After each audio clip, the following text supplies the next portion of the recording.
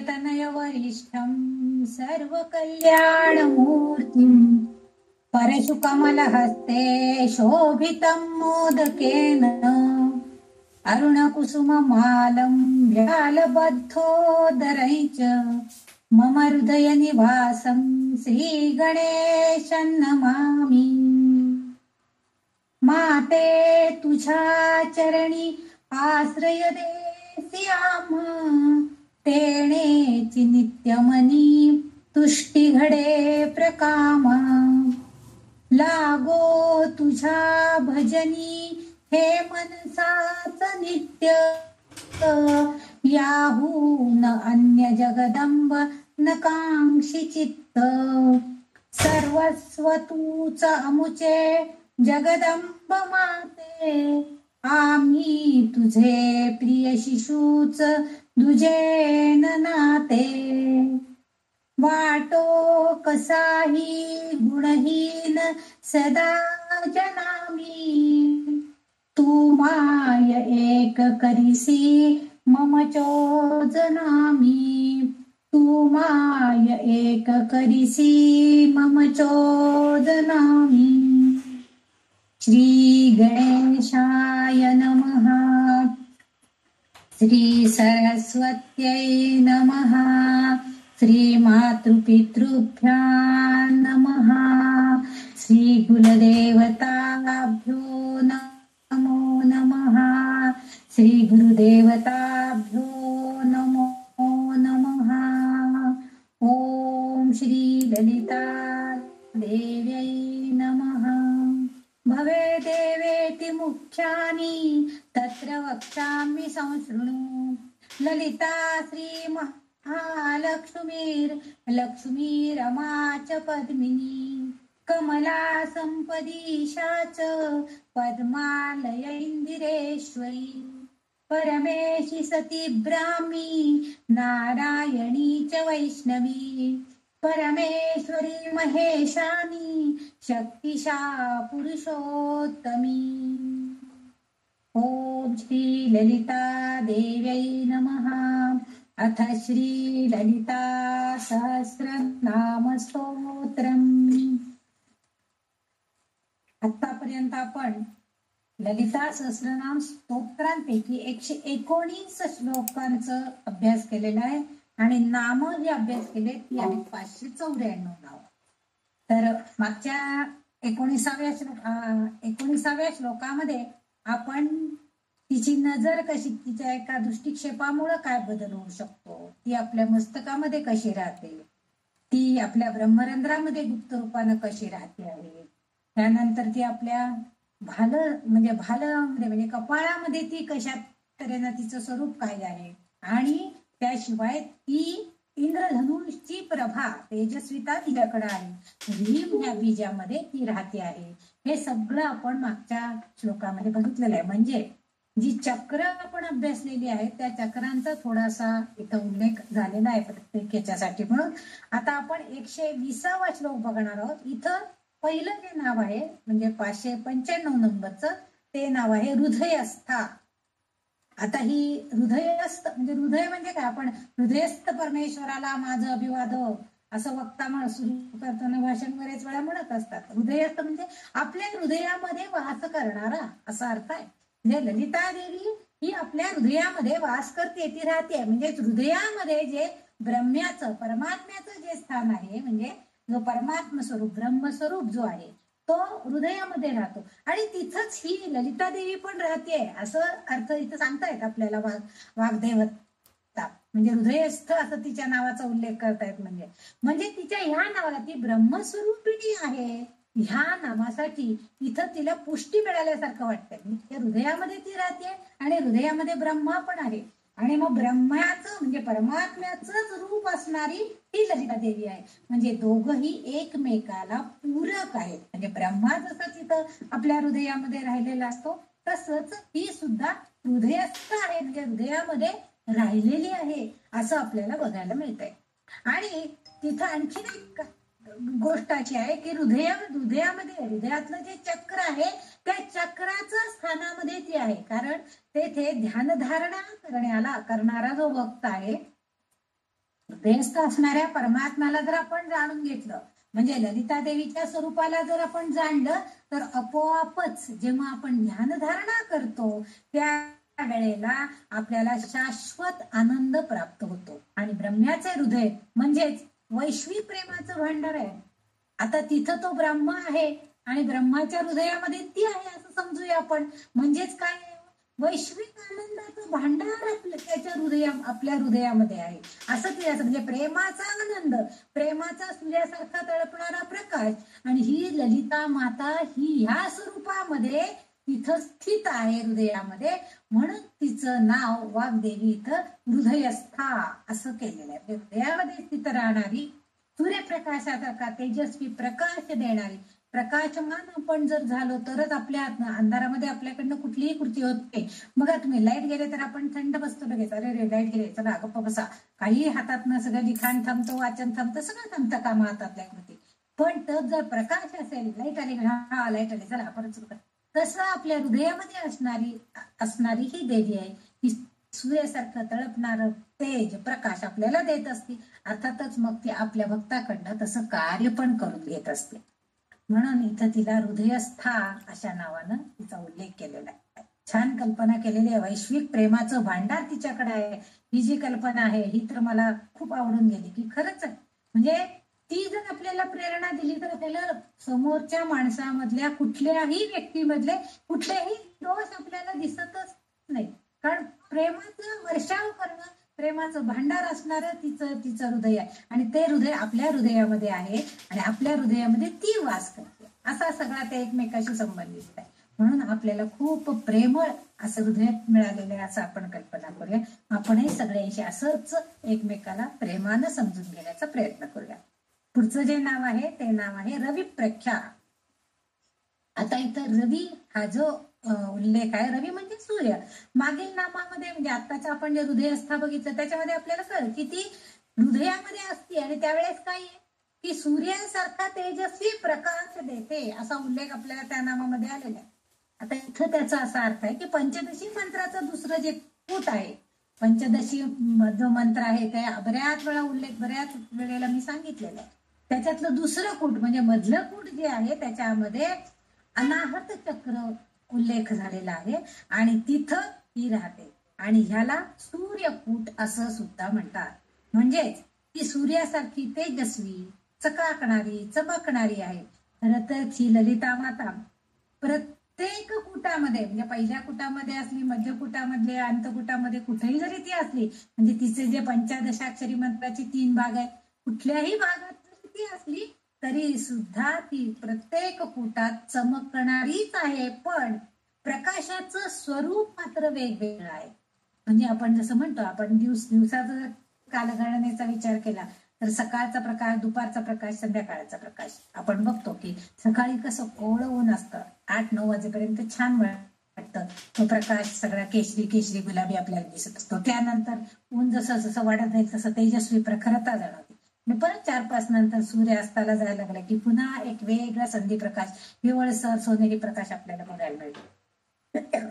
तसंच येथे सुद्धा आपल्याला असं दिसतंय की ललिता माता प्रत्येक कुटामध्ये असताना ती प्रकाशमान आहे, चमकणारीच आहे, पण प्रकाशाचं स्वरूप मात्र तिचं वेगवेगळं आहे. कारण येथे सूर्य तेजाने ती चमकते आहे एवढाच उल्लेख आहे, पण थर राहत असताना ती त्या चक्रामध्ये, प्रत्येक चक्रामध्ये वेगवेगळं कार्य करते आहे, आणि ते ऊर्जा केंद्र असल्यामुळं ती प्रत्येक कुटामध्ये वेगळ्या तेजानं, वेगळ्या चमकदारपणानं चमकते आहे असा उल्लेख आहे. म्हणून रवी प्रख्या, रवी म्हणजे सूर्य, आणि प्रख्या, येथे प्रख्या या शब्दाचा अर्थ त्यांनी असा सांगितलेला आहे की प्रकाशमान असणारी असा अर्थ त्यांनी घ्यायला सांगितलाय. म्हणजे सूर्यासारखी प्रकाशमान असणारी तेजस्वी देवता म्हणजे ही ललितांबा असं त्यांनी उल्लेख केलेला आहे. पुढं 597 नंबरच्या नावामध्ये त्रिकोणांतर दीपिका. आता त्रिकोण म्हटलं की आपल्या लक्षात येतं की 3 बिंदू जोडले की त्याला त्रिकोण म्हणतो आपण. आणि इथं दीपिका, दीपिका, आता दीप म्हणजे आपल्याला माहिती आहे दिवा, म्हणजे उजेड देणारा असं जो आहे, म्हणजे ज्योती, उजेड देणारी कोण आहे, छोटीशी जरी म्हणजे वात असली तरी सुद्धा ती तेवढा भाग सगळा उजळून टाकते, प्रकाश मिळतो आपल्याला. म्हणून कुंडलिनी अभ्यासामध्ये सुद्धा मूलाधार चक्राचा जो त्रिकोण आहे ती तिथं ज्योती सारखी चमकते आहे असं म्हटलेलं. म्हणजे मूलाधार चक्रामध्ये ती आहे आणि तिथं ती ज्योती सारखी प्रकाशमान होते आहे. म्हणून इथं तिला त्रिकोणाच्या आतमध्ये तिथं जो बिंदू आहे महत्वाचा तिथं ती चमकते कशी ज्योतीसारखी. आपोआपच त्या त्रिकोणांमधल्या त्रिभागामध्ये ती कशी आहे सगळीकडे प्रकाशमान झालेली आहे. म्हणजे त्रिकोणाच्या अंतर्भागात जो दिव्याच्या ज्योतीप्रमाणे तेजोमय प्रकाश आहे. आणि पंचदशी मंत्रातील जो पहिला कूट हा अग्निकूट आहे असा याचा उल्लेख आहे. कारण 591 ते 597 या 7 नामामध्ये पंचदशी मंत्रातील कूटाचं सूक्ष्म रूप प्रगट करण्याचा प्रयत्न झालेला आहे. आपण प्रत्येक नावामध्ये कुठं ना कुठं या पंचदशी मंत्राचा उल्लेख आलेला आपण आतापर्यंत बघितलाय. वरच्या नावामध्ये बघितलं की ती कुटात म्हणजे मध्यकुटामध्ये राहणारी आहे असं सांगितलेलं आहे. नंतर ह्रीम हा बिंदू आहे, हा आपल्या पंचदशी मंत्रातलाच मंत्राक्षर म्हणजे बीज मंत्र आहे.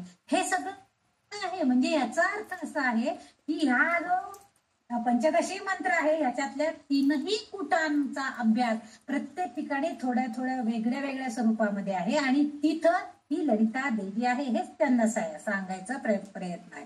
आता सूक्ष्म रूपांत स्पष्ट झालेलं आहे की पहिलं कूट जे आहे ते मूलाधार चक्राच्या मध्यभागी म्हणजे अग्नीच्या ज्वाळेच्या स्वरूपामध्ये आहे.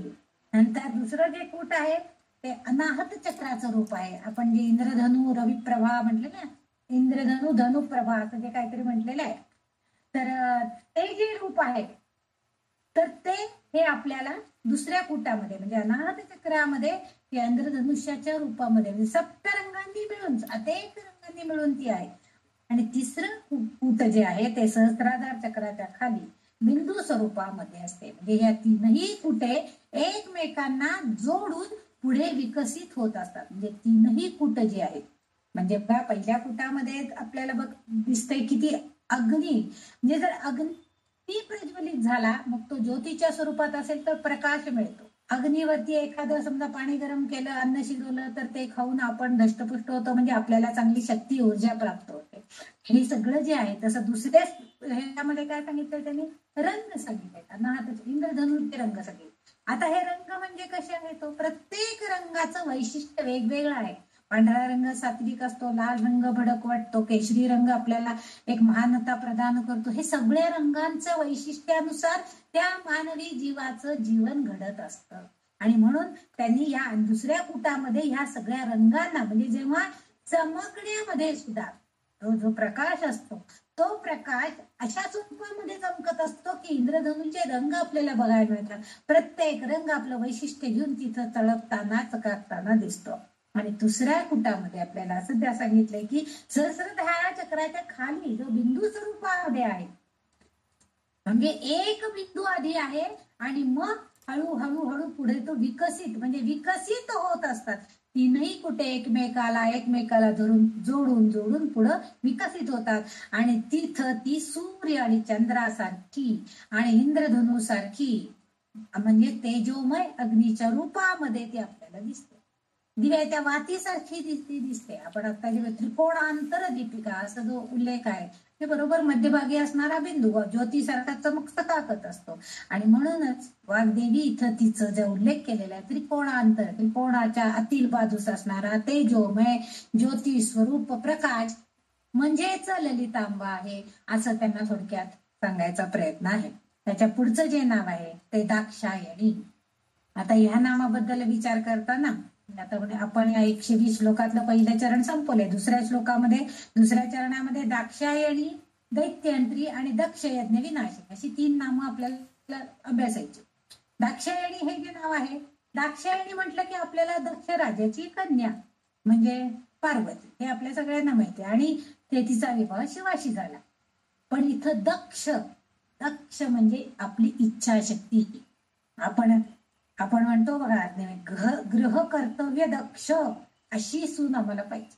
म्हणजे काय की घरामध्ये अतिशय इच्छाशक्तीनी सगळं कामं करणारी, पूर्ण करणारी, इप्सित प्रत्येकाला देणारी, त्याच्या इच्छेनुसार असं करणारी, सगळी कामं पार पडणारी अशी सून आम्हाला प्रजा हितदक्ष राजा पाहिजे असं आपण म्हणतो. म्हणजे काय तर राजा सुद्धा कसा पाहिजे की प्रजेचं हित साधण्याची इच्छा धरणारा, अशी इच्छा धरणारा पाहिजे. नाही तर राजाने फक्त स्वतःचीच खळगी भरून घेतली, स्वतःचीच संपत्ती वाढवली, करोडोनी मालमत्ता वाढवली वगैरे, अशी उपयोग नाही आहे. आपल्याकडं म्हणजे कालच एक सहज आपलं युट्यूबला काहीतरी बघितलं तर त्याच्यात आपल्याला पालकमंत्री म्हणून त्या म्हणजे याचा मिळतो आपल्याला, म्हणजे जिल्ह्याचा पालकमंत्री. तर आपल्याला असं पालकमंत्री म्हणजे काय फार विशेष काय मोठं खातं नाहीये, पण एका पालकमंत्र्याला तर 5 वर्ष एका त्या पदावरती राहिला तर त्यांनी अशी गणित मांडून दाखवलं होतं. एखादा अभ्यासक असेल असं एखादा, किंवा त्यांच्या चारित्र्याचं किंवा त्यांच्या संपत्तीचं मूल्यमापन ठेवणारा, तर तो सांगितला की त्या एका पालकमंत्र्याकडे 500 कोटीची मालमत्ता जमवू शकतो 5 वर्षामध्ये. म्हणजे बघा तो दक्ष कसा आहे, आपल्या स्वतःसाठी दक्ष आहे, स्वतःच्या इच्छाशक्ती पूर्ण करण्यावर. आणि तसं आपल्याला नकोय.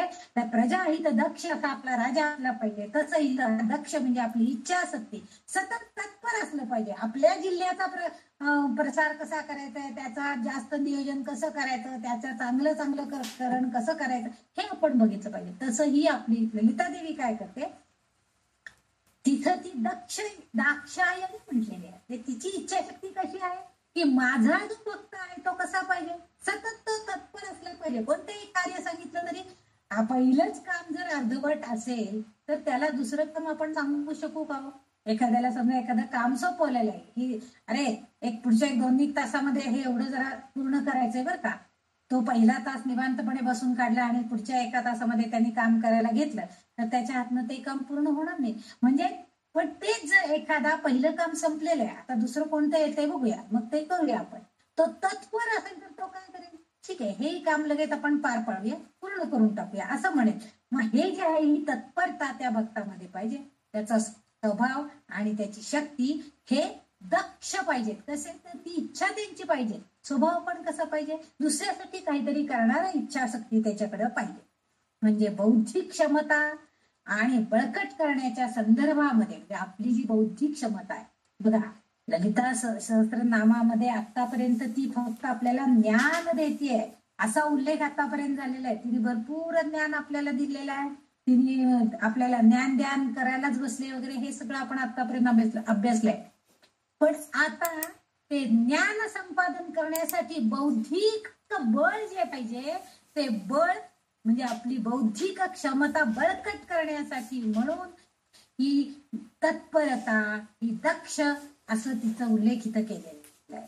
आणखीन एक गोष्ट ह्या संदर्भामध्ये असं सांगितलं जातं की पौर्णिमा आणि अमावस्या या जो 2 तिथी आहेत, या दोन्ही तिथीला म्हणजे प्रत्येक महिन्याची पौर्णिमा, प्रत्येक महिन्याची अमावस्या, काही घरांमध्ये मोठमोठे जे पूर्वीपासूनचे जे वाडे वगैरे असायचे, एकत्र कुटुंब असायची, तर त्यांच्याकडे दर पौर्णिमेला आणि दर अमावस्येला कुठले ना कुठले विधी केले जायचे. आता आपल्याकडे त्यातलं शॉर्टकट म्हणजे आपण ऍटलिस्ट निदान दर अमावस्याला एखादा नारळ वाढवतो की घरामध्ये काय दुष्टशक्ती यायला नको. ही जी विधी आहे हे सातत्यानं केले जात असतात आणि हे विधी करताना त्याला दर्श पूर्ण मास यज्ञ असं म्हणतात. आणखीन एक याचा संदर्भ आपल्याला आपल्या पंचांगामध्ये बघायला मिळतोय की पंचांगामध्ये दर्श अमावस्या असा उल्लेख असतो आणि आपण म्हणतो की नाही, दर्श म्हणजे सूर्याला उगवणारी असताना, सूर्य उगवलेला असताना जी अमावस्या असती ती दर्श अमावस्या असं आपण थोडक्यात म्हणतो. म्हणजे आणि आपण आणखीन एक गोष्ट लक्षात घ्यायला पाहिजे की आपण जेव्हा न्यास करतो, आपण रुद्र शिकलो त्यावेळेस आपण न्यास शिकलो होतो, त्याच्यामध्ये न्यास करताना आपण म्हणतो की दर्श पूर्ण मासात्मने तर्जनीभ्याम नमः, दर्श पूर्ण मासात्मने शिरसे स्वाहा. म्हणजे आपण थोडक्यात काय आहे, त्या प्रत्येक तिथीला म्हणजे अमावस्येला आणि पौर्णिमेला आपण जर नुसते न्यास केले तरी सुद्धा त्या विधिवत म्हणजे योग्य वेळेला थोडस सूर्याला अर्घ्य देऊन, काही दान देऊन असं जर आपण काही केलं तर त्याचा सुद्धा यज्ञ याग केल्यासारखा विधिवत त्यावेळी आपण काही जर केलं तर यज्ञाच्या वेळी जसं आपण काही यज्ञामध्ये अर्पण करतो तसं विधी केल्यासारखं आहे. आपण हे न्यास जे करतो ते काय करतो, त्या यज्ञ देवतेला आपण आवाहन करत असतो, बोलवत असतो. मी रुद्र शिकवताना तुम्हाला बोलले होते की रुद्रदेवतेला आवाहन करायचंय की तू आता ये, कारण मला आता तुझं पूजन अर्चन किंवा तुझं जे रुद्र स्तवन आहे, रुद्र स्तुती जी आहे ती गायची आहे, त्यासाठी तू ये. आता ती गायचं म्हणजे काय करायचंय, तर आपल्याला बळ द्यायचंय किंवा आपल्याला त्याच्यासाठी शक्ती प्रदान करायची. ती नुसती येऊन काय उपयोगाचं नाहीये. म्हणून आपण काय करतो, आधी तिला न्यास करतो, म्हणजे तिला आवाहन करतो, बोलवतो, आणि मग विधिवत काही स्वाहा असं आपण म्हणतो, दर्श पूर्णमासात म्हणे असं जे उल्लेख केला जातो तो म्हणजे यज्ञांमध्ये विधीच्या वेळी अर्पण जे केले जातात यज्ञाला त्याला सुद्धा दाक्ष यज्ञ असा उल्लेख केला गेलेला आहे. आता हे जे आणखीन एक गोष्ट आहे ते आणखीन एक गोष्ट अशी त्याच्यामध्ये पण आहे की दक्ष ही जी आहे ही कशी आहे, दक्ष ही राजाची कन्या पार्वती आहे आणि दक्ष प्रजापती असा सुद्धा उल्लेख त्याच्यामध्ये आहे. प्रजापती म्हणजे कोण आहे हो, की सगळ्या प्रजेचं पालन करणारा तो महादक्ष सुद्धा. दक्ष राजा म्हटलं म्हणजे तो इतका तत्पर, इतका त्याची इच्छाशक्ती होती की संपूर्ण सगळ्या जगाचं प्रतिनिधित्व, त्या प्रजेचं पालन पोषण करण्याची ताकद त्याच्यामध्ये होती, म्हणून त्याला दक्ष प्रजापती. पुढच्या एका नामामध्ये तो उल्लेख येणार पण आहे. तर तिथं म्हणून असं म्हटलेलं आहे की हे यज्ञ अतिशय शक्तिशाली दाक्ष यज्ञ असे जे केले जातात म्हणजे अमावस्या पौर्णिमेला, तर ते यज्ञ अतिशय शक्तिशाली मानले जातात. पूर्वीची जी पौर्यात्य करणारी घराणी आहे किंवा जे पंडित लोक होते ते मोठमोठ्या घराण्यांमधनं जाऊन त्या दिवशी छोट्याशा अग्निकुंडामध्ये होम हवन करून एक 2 शेणी वगैरे ठेवून त्याच्यामध्ये काही अग्नी म्हणजे तूप, भाताचे काही घास त्याच्यामध्ये अर्पण करून दर अमावस्याला दर पौर्णिमेला यज्ञ केला जात असे. आता आजकाल हे सगळं बऱ्यापैकी बंद झालेलं आहे. काही ठिकाणी हे अग्निहोत्र जे असतं ते अजून काही ठिकाणी चालू आहे. आपल्याला जर कोणी जर सोलापूरला, म्हणजे आम्ही जेव्हा गेलो तेव्हा तरी होतं, शिवपुरीला ते अजून चालू आहे. तर तिथं आम्ही जे गेलो तेव्हा ते ठराविक वेळेला सूर्य उगवतीला आणि सूर्य मावळतीला दोन्ही वेळेला ते म्हणजे करायचे होते अग्नीला, ते तिथं केले जातात. तसं इथं आपल्याला ही दाक्षायणी, ही जी दक्ष राजाची कन्या आहे की जिचा विवाह शिवाशी झाला होता, म्हणजे त्या शिव आणि शक्तीचं जे सगळं एकत्रीकरण, जी शक्ती आहे ती शक्ती ह्या यज्ञामध्ये आपल्याला बघायला मिळते. आणि आपण जर तो दाक्ष यज्ञ केला तर ते आपल्याला सुद्धा प्राप्त होते. म्हणजे ती ललिता माता, आणि तिचं नाव ह्या यज्ञाला दिलेलं आहे दाक्षायणी. हे नाव जे दिलेलं आहे याचा अर्थ ती तिथं हजर असते. म्हणजे ती देवी आपण ध्यास करून बोलवतो तेव्हा त्या देवतेला तिथं हजर राहायला सांगतो की बाबा तू ये माझ्या साह्याला, माझं काय चुकत असलं तर मला माफ कर, बरोबर झालं तर त्याचा प्रसादही तू मला दे, हे आपण अपेक्षित करतो. तसं ह्या यज्ञाच्या वेळेला ही ललिता माता तिथं हजर असते. आणि त्या यज्ञ यागामध्ये जे ऋग्वेद यजुर्वेद या वेदांचं पठण केलं जातं आणि सर्व अरिष्ट जाऊन योग्य असं इप्सित कार्य होण्यासाठी हे यज्ञ केले जातात. आणि तुम्ही जर बघितला असतात तर पूर्वीच्या काही मोठमोठ्या घराण्यांमध्ये ते राजपुरोहित म्हणजे ते गुरुजी येऊन हे छोटे मोठे यज्ञ त्या वेळेला येऊन करत असायचे. की हा म्हणजे आपल्याकडे नवरात्रामध्ये सुद्धा काही जणांच्याकडे असे छोटा मोठा यज्ञ नवमीला वगैरे केला जातो, कुष्मांड होम वगैरे करतात. हे जे आहे हे कशासाठी आहे, तर तिथं ही ललिता देवी स्वतः हजर असते. आणि यज्ञामध्ये जे ऋग्वेदातले काही वेद पठण केले जातं, यजुर्वेदातलं काही वेद पठण केलं जातं, त्याच्या योगानं आपोआप आजूबाजूला जर काही वाईट प्रवृत्ती आलेल्या असतील, काही एखादं संकट आलेलं असेल तर ते सगळं निवारण होण्याचं कार्य इथं केलं जातं. आणि म्हणून हा यज्ञ जो आहे हा दाक्ष यज्ञ असं त्याला म्हटलंय. तर दर्श पूर्ण मास यज्ञ, दर्श पूर्ण मास यज्ञ असा त्याचा उल्लेख पण आहे. त्याला दाक्ष यज्ञ असं सुद्धा थोडक्यात म्हटलं जातं. तर ह्या गोष्टीचा मुद्दाम का सांगितलं, तर काही मोठमोठ्या घराण्यांमध्ये अद्यापही हे केले जातात आणि त्याचे परिणाम त्यांच्या घराण्यांचं नाव लौकिक दिवसेंदिवस वाढतच जातं. आपण म्हणतो ना, काय हो त्यांच्यावरती अगदी लक्ष्मीची कृपा आहे बरं का. आता का कृपा असती, तर तिथं ह्या ललिता मातेच्या ह्या सगळ्या यज्ञयाग, हे सगळे वेद पठण, हे सगळं केलं जातं की ज्याच्यामुळं त्यांच्या घरावरती अरिष्ट संकट येणं कधीही होत नाही. आणि हे यातलं महत्वाचं आहे. म्हणजे दाक्षायणी हा जो शब्द तिला उल्लेख केलेला आहे, पार्वती माता असं आपण थोडक्यात म्हणतो, पण मुख्य ते पुढं गोष्ट आहे की ती तिची इच्छाशक्तीनुसार ती आपल्या भक्ताच्या मनामध्ये सगळं इप्सित करून घेण्यासाठी त्याला प्रेरित करते आणि अनिष्ट सगळं जाण्याचा प्रयत्न करते. म्हणून तिचा उल्लेख इथं दाक्षायणी अशा स्वरूपामध्ये केलेला आहे, असा उल्लेख इथं केलेला आहे. पुढचं जे नाव आहे दैत्यहंत्री, नामामध्येच आहे. दैत्य म्हणजे असुर, राक्षस आणि राक्षसी प्रवृत्ती, दुष्टपणा, असं सगळ्याला दैत्य म्हणूया आपण. आणि हंत्री म्हणजे काय, तर संहार करणारी, हनन करणारी, नाश करणारी. मग ही ललिता देवी जी आहे ती स्वतः मुळात सामर्थ्यशाली, तिच्याकडे भरपूर सामर्थ्य आहे, सगळ्या बाबतचं आहे. आणि त्यामुळं ती त्या दुष्ट दैत्य दुर्जन प्रवृत्तीच्या राक्षसांचा संहार करणारी, त्यांची हत्या करणारी आहे. असुरी गुणांचा, आता नुसतं प्रत्यक्ष व्यक्ती पाहिजे असं नाहीये, तर आपल्यामध्ये असणारे दुर्गुण जे आहेत त्या दुर्गुणांचा, असुरी गुणांचा सुद्धा नाश ही करते. म्हणून तिला दैत्यहंत्री असं नाव पडलेलं आहे. आपल्या म्हणजे प्रत्येक माणसाच्या मनामध्ये दोन्ही द्वंद्व चालू असतात. मी हे करू का, हे नको का, हे करू का, हे नको का.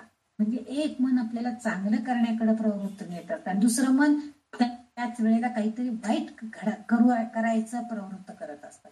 म्हणजे आपल्या मनावर द्वंद्वासुर, असुर असं जे आपल्याला एक गीतेमध्ये पण अध्याय आहे, दैवासुर संपन्न, म्हणजे दैवी आणि असुर, म्हणजे आपल्याकडे चांगलेही गुण आहेत आणि राक्षसी गुण पण प्रत्येक मनुष्यामध्ये आहेत. फक्त आपण ते कशाचा चांगला उपयोग करायचा का वाईट गुणांचा उपयोग करायचा, हे आपल्यावर ठरलेलं आहे. आणि म्हणून इथं ही ललिता देवी आपल्या भक्तांना असुरी गुणांचा नाश करण्यासाठी प्रयत्न करते. आपण आता आजकालच्या युगामध्ये आपण असे राक्षस दैत्य वगैरे आहेत असं म्हणायलाच नको. आपण काही बघत नाही कोण राक्षस आहेत का, पण प्रवृत्ती मात्र राक्षसी आपल्याला बघायला मिळते. आपल्या स्वतःमधले काही दुर्गुण पण आपल्याला त्यावेळेस बघायला मिळतं. आपले स्वतःचं आत्मपरीक्षण केलं तर आपल्याला दिसतं की अरे रे, हा वाईट गुण आहे बरं का माझ्यामध्ये, चांगलं नाही, असं नको बोलायला मी, का बरं मी असं उगीच कोणाचं मन दुखवायचं. म्हणजे त्यावेळेस ती आपल्याला जागृत करते की अगं तुझ्यामध्ये हा जो गुण आहे ना, असं कोणाचं मन दुखवू नकोस, गोड बोलायला शिक. म्हणजे ती दैत्य हंत्री होते, म्हणजे माझ्यातल्या असुर गुणांना नाश करण्याकडे आपल्याला प्रवृत्त करते. आणि ह्यासाठी तिचं जर नाम आपण घेतलं, तिचं स्मरण सदोदित केलं, तर ती नक्कीच आपल्याला असुरी गुणांपासून दूर करते, आपल्यातल्या असुरी गुणांचा नाश करते. म्हणूनच इथं या वाग्देवीने दैत्यहंत्री असा या ललिता मातेचा नामाचा उल्लेख इथं केलेला आहे. पुढचं जे नाव आहे ते म्हणजे 600 नंबरचं नाव आहे दक्ष यज्ञ विनाशिनी. आता बघा, पुन्हा मगाशी एकदा दक्ष नाव आले होतं, आता शब्दशः अर्थ घेतला तर दक्ष यज्ञ म्हणजे दक्ष प्रजापती मगाशी जो उल्लेख केला, पार्वतीचे वडील दक्ष, त्यांनी यज्ञ केलेला होता, यज्ञ आणि विनाशिनी.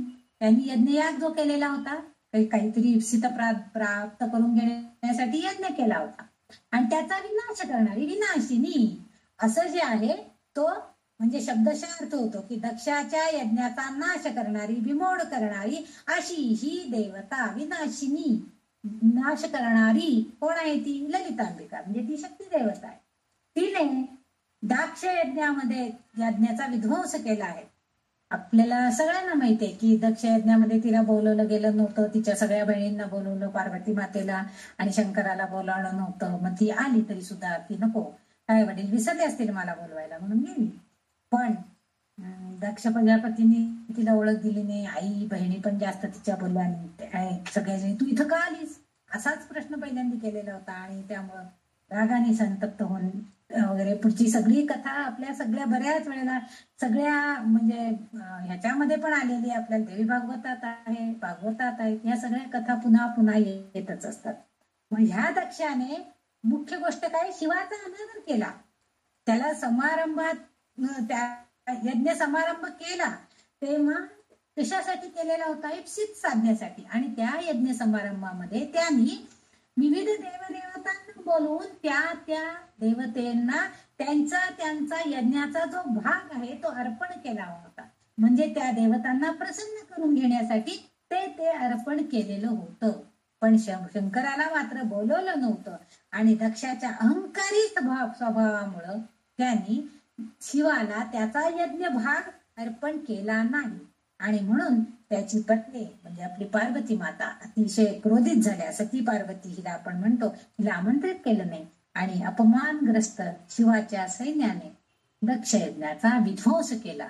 आणि म्हणून दक्ष यज्ञ विनाशिनी. आणि ही जेव्हा त्या अपमानित झालेली सती जेव्हा त्या यज्ञामध्ये उडी घ्यायला प्रवृत्त होते तेव्हा अर्थातच पती म्हणून शिवशंकर नक्कीच क्रोधित होणार. आणि म्हणून त्यांनी आपल्या सैन्याला यज्ञाचा विध्वंस करायला भाग पाडलं होतं.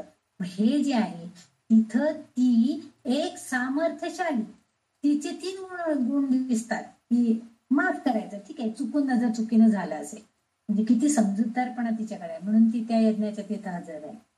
दुसरी गोष्ट म्हणजे नका बोलेनात कोणी, पण तीच स्त्री आपल्या पतीचा अपमान झालेलं म्हटलं, म्हणजे स्वतःला नाही बोलायला हरकत नाही म्हटली. मला नसेल विसरला असेल, माझे वडील विसरले आहेत आमंत्रण करायला, पण आपल्या पतीलाही बोलवलं नाही. आणि पतीला यज्ञामध्ये त्याचा भाग सुद्धा अर्पण केले. सगळे देव बोलवले आणि शिवाला न बोलवता त्याचा यज्ञ भाग पण अर्पण केला नाहीये. तेव्हा मात्र म्हणजे आपल्या पतीविषयी किंवा आपल्या सासरच्या विषयी किती अभिमान तिला आहे की त्यांनी माझ्या सासरच्या लोकांना बोलवलं नाही आणि यज्ञभाग पण अर्पण केला नाही. आणि म्हणून ती जास्त मग इथं दुसरी गोष्ट तिला दिसली की आपला जो वडील आहेत, आपले जे वडील आहेत, आपले पिता जे आहेत दक्ष, हे अतिशय अहंकारी झालेले आहेत, हे तिला तिथं लक्षात आलेलं आहे. आणि म्हणून दक्ष यज्ञाचा विध्वंस केला गेला. असं म्हणजे हे 3ही गुण आपल्याला बघायला मिळतात की स्वतः पार्वती अतिशय समंजस आणि समजूतदारपणा तिच्याकडे होता आणि सगळ्यांना माफ करण्याची क्षमाशीलता आहे. ही आपल्या ललितांबिकेकडे सुद्धा आहे, ती क्षमाशील आहे. ठीक आहे, तुम्ही चुकला असाल पण चुकलेल्याला माफ करणं ह्याला सुद्धा फार मोठं मन लागतं, तसं तिच्याकडे आहे. आणि म्हणून हे सगळे गुण, म्हणून हे सामर्थ्य तिच्याकडं आहे या ललितांबिकेकडं. आणि परंतु जेव्हा कडेलोट होतो तेव्हा मात्र अशा विनाशाला तिला कारणीभूत व्हावं लागलेलं आहे. येथे आपण जर बघितलं तर दक्ष यज्ञाचा विध्वंसामागे पार्वतीचा अपमान होता हे आपल्या लक्षात येतं. पण दक्ष पिता जो होता, पिता स्वरूप असणारा, विनाशामागे ललिता देवी आपल्याला कारणीभूत झालेली दिसते, म्हणजे पार्वती कारणीभूत झालेली दिसते आहे. पण प्रत्यक्षामध्ये काय कारणीभूत झालेलं आहे दक्ष यज्ञ विध्वंस व्हायला, तर त्या दक्ष राजाचा अहंकार, त्याच्यामध्ये असणारा जो अहंकारी प्रवृत्ती आहे त्या स्वभावानं त्याचा नाश केला, त्याच्या यज्ञाचा विध्वंस केला. म्हणजे आपण दोष देतो की तिथं पार्वती माता गेल्या आणि त्यामुळे दक्ष यज्ञाचा विध्वंस झाला, पण तसं नाहीये. त्यांच्या स्वभावाचा, म्हणजे पार्वती माता ही ललितांबिका आहे, ही सर्वज्ञ माता आहे. आणि त्यामुळं पिता स्वरूप असणाऱ्या आपल्या दक्ष प्रजापती जे आहेत, दक्ष पिता जे आहेत, त्यांना तिला दाखवून द्यायचं होतं की तुम्ही एवढे अहंकारी झालेला आहात आणि असा जर तुमच्यामुळं हा विध्वंस घडणार आहे हे सांगण्याचं कार्य तिच्याकडून एक माता म्हणून केलं गेलेलं आहे. म्हणून तिथं त्या वाग्देवी मुद्दाम हा उल्लेख करतायत की दक्ष यज्ञ विनाशिनी, हे तिच्याकडनं वाईट काहीच घडलेलं नाहीये, तर उलट त्या अभिमानाचा बिमोड करण्याचं काम तिने केलेलं आहे. यज्ञ प्रत्यक्षात असेल, झाला असेल, नाही असेल, आपण काही बघायला नव्हतं, आपल्याला पण या कथा सगळ्या माहिती आहेत. पण अहंकार माणसाला वाईट आहे हे सांगण्यासाठी हे नाव असावं असं मला तरी वाटतंय. म्हणून मी हा मुद्दाम हे सांगितलं की त्याच्या स्वभावाचा, अहंकारी स्वभावाचा बिमोड करण्याचं काम ही आमची ललितांबिका करते. आणि आता आपोआपच आपण सगळेजण जे भक्तजन आहोत तर त्या भक्तांच्या मध्ये सुद्धा असा जर अहंकार निर्माण झालेला असेल, मी करते, माझ्यामुळं मी आहे, तर हा अजिबात नको आहे. हे दाखवण्यासाठी, त्या भक्तांना जागरूक करण्यासाठी हे नाव वाग्देवींनी इथं उल्लेख केलेला आहे की भक्तांनी लक्षात ठेवलं पाहिजे की मी माझे हे जे आहे हे नको आहे. तर त्याच्याऐवजी आपण सगळ्यांच्याकडं प्रेमाने बघितलं पाहिजे, प्रेमाने वागलं पाहिजे सगळ्यांची. हे याच्यातनं आपण शिकायचं आहे असं म्हणून इथं ह्या नावाचा उल्लेख इथं झालेला दिसून येतोय. पुढचं जे नाव आहे, आता पुढचं नाव जे आपल्याला बघायचंय ते 121 नंबरचा श्लोक आपल्याला त्यासाठी आधी वाचायला पाहिजे. तो श्लोकाचा आहे, दरांदोलित दीर्घाक्षी दरहासो ज्वलन्मुखी गुरुमूर्ती गुणनिधी गोमाता गुह जन्मभूमी. 121 नंबरचा श्लोक आहे आपल्या स्तोत्रामधला, ललिता सहस्रनाम स्तोत्रामधला. आणि इथं त्यातलं पहिलं नाव दरांदोलित दीर्घाक्षी, ते 601 नंबरचं नाव आहे. दरांदोलित, दर म्हणजे सतत नेहमी. नंतर आंदोलित, दर आंदोलित. आंदोलित म्हणजे काय, तर चौक आंदोलन घेणं म्हणजे काय आहे, झोके घेणं असा अर्थ आहे. हा झोका जो आहे तो झोका म्हणजे झाडाला बांधलेला असतो म्हणून आपण इकडं आणि तिकडं असं दोन्हीकडं, पण कुठंही तो झोका म्हणजे आपल्या मनाची आंदोलन.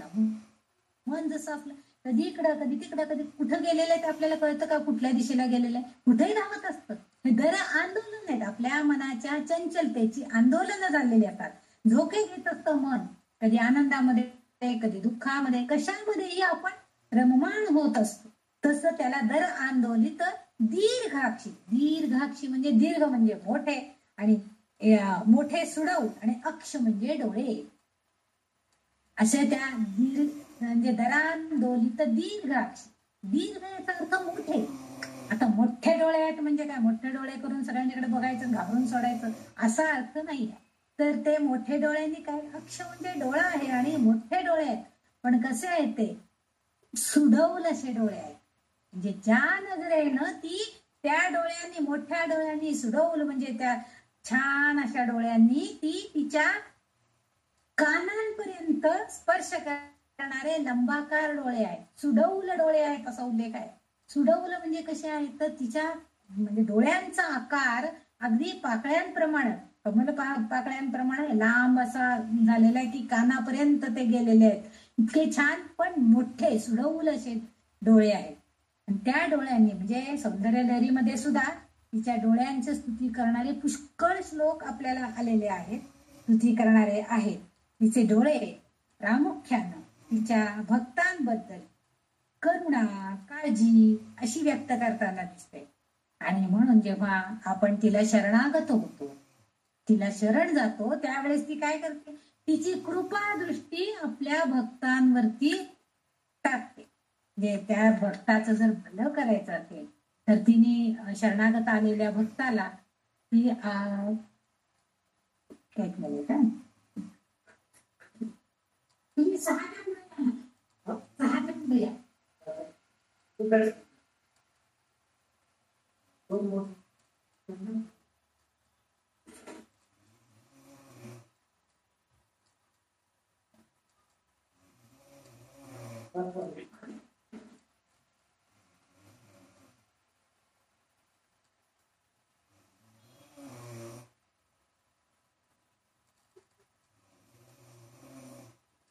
जेव्हा एखादा भक्त तिला शरण जातो तेव्हा आपोआपच ती आपली कृपा दृष्टी त्याच्यावर, म्हणजे ती नुसतं नजरेनं बघते, आपल्या दयाळू नजरेनं ती त्या भक्ताकडे बघते आणि त्याच्यावरती कृपा दृष्टी टाकते, कृपा करते त्याच्यावरती. म्हणजे त्याचं जे काय संकट असेल, त्याला जी काय व्याधी असेल, जे काय त्याचा अनाकार होत असेल, तर ते सगळं निघून जातं. आता इथं आणखीन एक असं आपल्याला दिसतं की दीर्घाक्षी असं म्हटलेलं आहे, मोठे डोळे आहेत आणि दीर्घ आहेत, मोठे मोठे डोळे आहेत तिचे. ह्या डोळ्यांनी ती आधीच्या शब्दामध्ये आंदोलित, म्हणजे ती सगळीकडे चौफेर घुमतीये, फिरते. हे आंदोलन घेत असताना चहू बाजूंनी ती दृष्टिक्षेप टाकते, कारण विशाल अशा विश्वाचा जे सगळे कारभार आहे तो ती चालवते. आणि ते करत असताना ती तिची जी सार्वभौम सत्ता आहे तिच्यावरती सर्वत्र नजर ठेवायची असेल तर तिला असे चक्षु, असे डोळे असणं अतिशय गरजेचं आहे. आणि सार्वभौम आता आहे आणि तिच्याकडं ती क्षमता आहे. तिच्या नजरेनं सगळीकडं आंदोलन घेत असताना ती सगळीकडं सर्वत्र नजर ठेवते. तिची करुणा प्रबळ आहे. तिला कोणी भक्ताने साथ घातली तर तिची नजर सर्व दिशांना वारंवार फिरते आणि म्हणून तिला दरांदोलित दीर्घाक्षी असं नामकरण केलेलं आहे या वाग्देवी. म्हणजे ती कुठल्याही बाजूला तो भक्त असेल, जे पूर्वेकडे असणाऱ्यांना ती कृपा करणारे, समोर असणाऱ्यांवर कृपा करणारे असं नाहीये, तर सर्व बाजूंनी सर्वव्याप्त अशी ती आहे. तिची नजर सर्वत्र भिरभिरत असते. आपल्या मोठ्या डोळ्यांनी ती सगळी कडं बघत असते आणि आपल्या भक्तांवरती नजर ठेवून त्यांच्यावरती कृपेचा पाझर देत असते त्यांना आणि त्यांना समाधानी करत असते. आणि म्हणून इथं तिचा उल्लेख त्यांनी दर आंदोलित दीर्घ अक्षी असा उल्लेख केलेला आहे. अशा तऱ्हेनं आपण 601 नंबरचं नाव बघितलं. आता 602 नंबरच्या नावामध्ये दरहासोज्वलन्मुखी असा शब्द आहे. दरहासोज्वलन्मुखी. आता इथं दर म्हणजे सदैव, मग अशीच मी सांगितलं. हास्योज्वल, आता हास्य आणि उज्ज्वल असे दोन शब्द आहेत. हास्य म्हणजे माहितीये सगळ्यांना, आपण हसतो. काही काही जण आपण म्हणलो काय सारख्या हसत असतात बाई, त्यांचं बोलणंच कधी कधी काही कळत नाही. नुसतं बोलणंच फक्त हसत हसतच बोलायचं. काही काही वेळेला बोलणंही कळत नाही, हसणंही समजत नाही कशासाठी असतात. तुम्ही जर करोडपती बघत असाल तर त्या करोडपतीमध्ये एका भागामध्ये एक त्या हॉटशीट वरती ती एक मुलगीच म्हणजे लग्न झालेली होती, पण एक लहान मुलगी, तरुण मुलगी आली होती आणि तिला इतका आनंद झालेला होता, पण ती तशीच आहे म्हणे, की ती प्रत्येक वाक्य बोलताना हसत होती. प्रत्येक काही गोष्ट सांगताना, उत्तर सांगताना की तुम्ही खूप चांगले आहात, आम्हाला इथपर्यंत यायला मिळालं, हसून हसून हसून. म्हणजे शेवटी अमिताभ बच्चन त्यांना सांगावं लागलं की माताजी तुम्ही थोडस हसणं कमी करून तुम्हाला काय सांगायचं ते उत्तर सांगा, हसणं जरा कमी ठेवा अशी सांगायची वेळ आली. हे जे दर हसो म्हणजे सदैव असणारी आहे, हास्य मुखावर आहे, चांगलं आहे हास्य सतत असावं. पण काही वेळेला जर प्रसंग गंभीर असेल तर त्यावेळेस आपल्याला थोडस आपल्या हास्याला दाबून ठेवावं लागतं. आणि उज्ज्वल हा जो शब्द आहे, उज्ज्वल म्हणजे काय,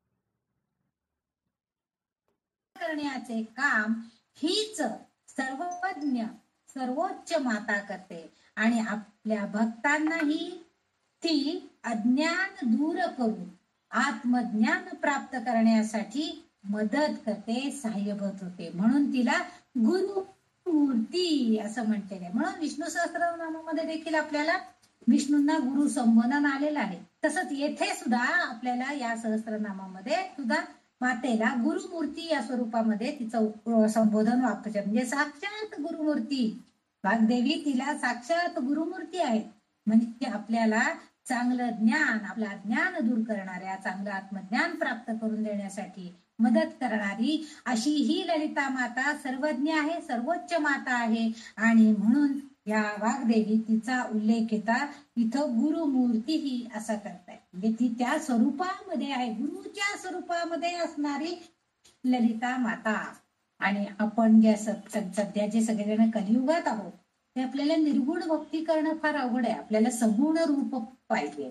म्हणजे सगुण रूप स्वरूपामध्ये एखादी देवता आपल्याला मिळाली किंवा एखादी मूर्ती आपल्या समोर डोळ्यासमोर असली तर त्याची भक्ती करणं आपल्याला फार सोपं जातं. आपल्या डोळ्यासमोर ती स्वरूप येतं, मग आपण तिचं स्तुतीपर काहीतरी म्हणतो, स्तोत्र म्हणतो, तिचं पूजन करतो, तिला चांगले चांगले नैवेद्य दाखवतो. हे सगळं आपल्याला करणं शक्य होतं.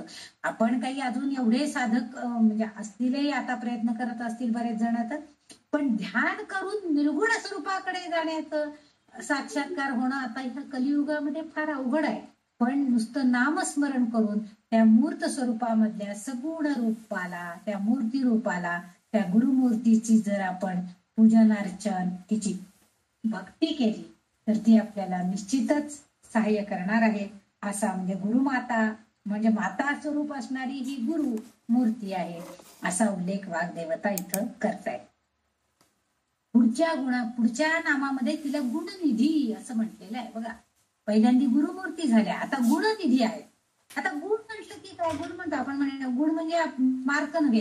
आपण म्हणतो किती गुण मिळाले, मग पासापुरते मिळालेत असं आपण उत्तर देतो, म्हणजे पास झाले, फक्त पास झाले. पण इथं गुण म्हणजे काय आहे, तर गुण म्हणजे आपली चांगली वागणूक, चांगुलपणा वगैरे जे आहे ह्याला गुण असं म्हणते. म्हणजे आपल्यामध्ये असणारे गुण. पण म्हणतो ना, हो काय त्यांच्याकडे सगळे गुण आहेत बघा, त्या हे चांगलं करतात, ते चांगलं करतात, ते चांगलं करतात, सगळ्या गुणांनी युक्त आहेत असं आपण एखाद्या व्यक्तीचं वर्णन करून सांगत असतो. किंवा एखादे आपले ऑफिसर असतात, ते सुद्धा आमच्या बॉस ना खूप चांगलं बघा, खूप गुण आहेत त्यांच्या अंगात, खूप छान ते काम करतात सगळं आणि सगळ्यांना छान सांभाळून घेतात. हे चांगले गुण आहेत हेच आपण वर्णन करत असतो. आणि निधी गुण हे झालं गुणविषय. गुण म्हणजे कसे आपले पाहिजे चांगले. निधी म्हणजे काय हो, निधी म्हणजे आपण म्हणतो आपण निधी गोळा करतो. आता परवा जे आपलं राम मंदिरचं वगैरे झालं त्यावेळेस काही निधी गोळा केला, कोणी किती भरपूर काही जणांनी ते कलश नेऊन त्याच्यामध्ये आपल्याला हवं तो निधी दान करा वगैरे असं सांगितलं होतं. म्हणजे हा निधी म्हणजे पैसा, भांडार, पैशाचं भांडार खजिना गोळा करायचा होता की ज्या योगानं आपण ते कार्य चांगल्या प्रकारे पार पाडलं. आता गुणनिधी ही म्हणजे आता आधीच्या नामामध्ये आपण बघितलं ती की गुरुरूप ती आहे, पण गुणांचा भांडार, गुणांचा खजिना ती आहे. म्हणजे काय हो, तिच्याकडं सर्व प्रकारचे अनेक गुणवर्ण, अनेक गुण आहेत आणि मागच्या अनेक नामांमध्ये तिच्या अगदी बारीक सारीक गुणांचा सुद्धा उल्लेख त्या नामांमध्ये केलेला आपल्याला दिसून आले. अनेक नाव आहेत आणि त्या प्रत्येक नामामध्ये तिच्या एक एक विशिष्ट अशा गुणांचं वर्णन केलं गेलेलं आपल्याला माहिती आहे, जे आपण पाहिलेलं आहे ते. मग त्या व्यतिरिक्त सत्व, रज आणि तम हे महान मोठे जे गुण आहेत, सात्विक, राजस, तामस, हे प्रत्येक गुण आपल्या सामान्य माणसामध्ये सुद्धा हे सगळे गुण असतातच. जे फक्त काय त्या ललितांबिकेकडे आहेत असं नाही, आपण सामान्य माणसाला सुद्धा सत्व, रज, तम गुणांनी युक्त असतो. काही सात्विक, काही राजस आणि काही तामस हे गुण आपल्यामध्ये आहेतच.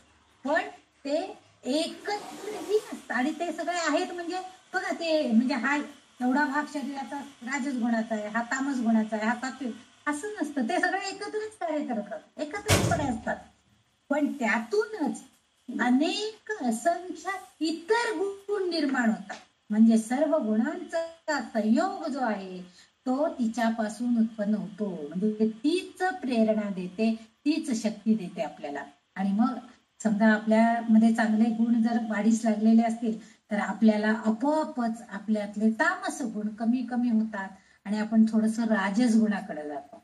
राजस गुण जास्त झाले आणि तेही जर आपण आणखीन जास्त चांगले सत्वगुणांनी युक्त झालो तर आपण सात्विकतेकडे प्रयाण करतो. म्हणजे बघा, आधी एखादे व्यक्ती असते की जिला काय तिखट, रोज जेवणामध्ये खूप तिखट पाहिजे, अगदी झणझणीत जेवण करायचं, मारता स्वभाव पण तामस म्हणजे तामसी बनतो. राग, क्रोध हे सगळे त्याच्याकडे येतात. पण जेव्हा एखादा चांगला गुरु मिळतो आणि त्याला सांगतो आहे इतकं तिखट खाऊ नको, शरीराला पण चांगलं नाहीये, आणि मग नेमकं त्याच वेळेस त्याला काहीतरी शारीरिक व्याधी, मूळव्याधी सारख्या होतात आणि मग त्याला कळतं खरंच आहे आपल्याला सांगत होते आपले डॉक्टर, म्हणा ते डॉक्टर गुरु म्हणूया आपण, ते गुरु सांगत होते की तू खाऊ नकोस एवढं, मग त्याला पटायला लागतं. मग तो हळूहळू आपोआपच तिखट कमी खायला लागतो. मग त्याचे गुण थोडेसे राजसकडे जायला लागतात, वाढीच लागतात. राजस म्हणजे तो रजगुणांचा होतो, रजोगुणाचा होतो, जे चांगले गुण वाढीच लागतात. मग आपोआपच कमी तिखट खाल्लं की राग, लोभ, दुसऱ्याविषयी चांगल्या भावना, मग तो एखाद्याला लगेच मदत करायला पुढे होतो. त्याला काही त्याची गरज असेल तर आर्थिक, शारीरिक, मानसिक त्याला धैर्य देण्याचा प्रयत्न करतो. आणि मग याच्यातनं त्याचं सात्विक गुण सुद्धा पुढे दिसायला लागतात. शेवटी त्याला हे कळायला लागतं, आपण जे सगळं करतोय ना ते आपण काही करत नाहीये, आपल्याला तो परमेश्वर आपल्याला ती बुद्धी देतोय. म्हणजे सत्वगुण वाढीस लागलेले दिसतात. म्हणून इथं त्यांनी असं म्हटलेलं आहे की या गुणधर्मांचा जो संयोग, सर्व गुणांचा संयोग तिच्यापासूनच उत्पन्न होतो. आणि सांख्य सूत्रानुसार कमी अधिक प्रमाणात अनेक गुणधर्मांचे घटक एकत्र येतात. प्रत्येक माणसामध्ये घटक असतात. पण जेव्हा अगदी कडेलोट होतो तेव्हा आपण काही काही माणसं अगदी शांत असतात. आपल्या घरात जे वडीलधारे असतात ते शक्यतो आधी शांत राहायचा प्रयत्न करतात, समजावून सांगण्याचा प्रयत्न करतात. जेव्हा कडेलोट होतो त्यांच्या संयमाच्या बाहेर एखादी गोष्ट घडायला जाते त्यावेळेस ते अतिशय क्रोधित होतात. आणि मग गुणधर्मांचे घटक एकत्र येतात आणि ते सगळे विलगही होतात, वेगळे वेगळे होतात, भिन्न भिन्न होतात.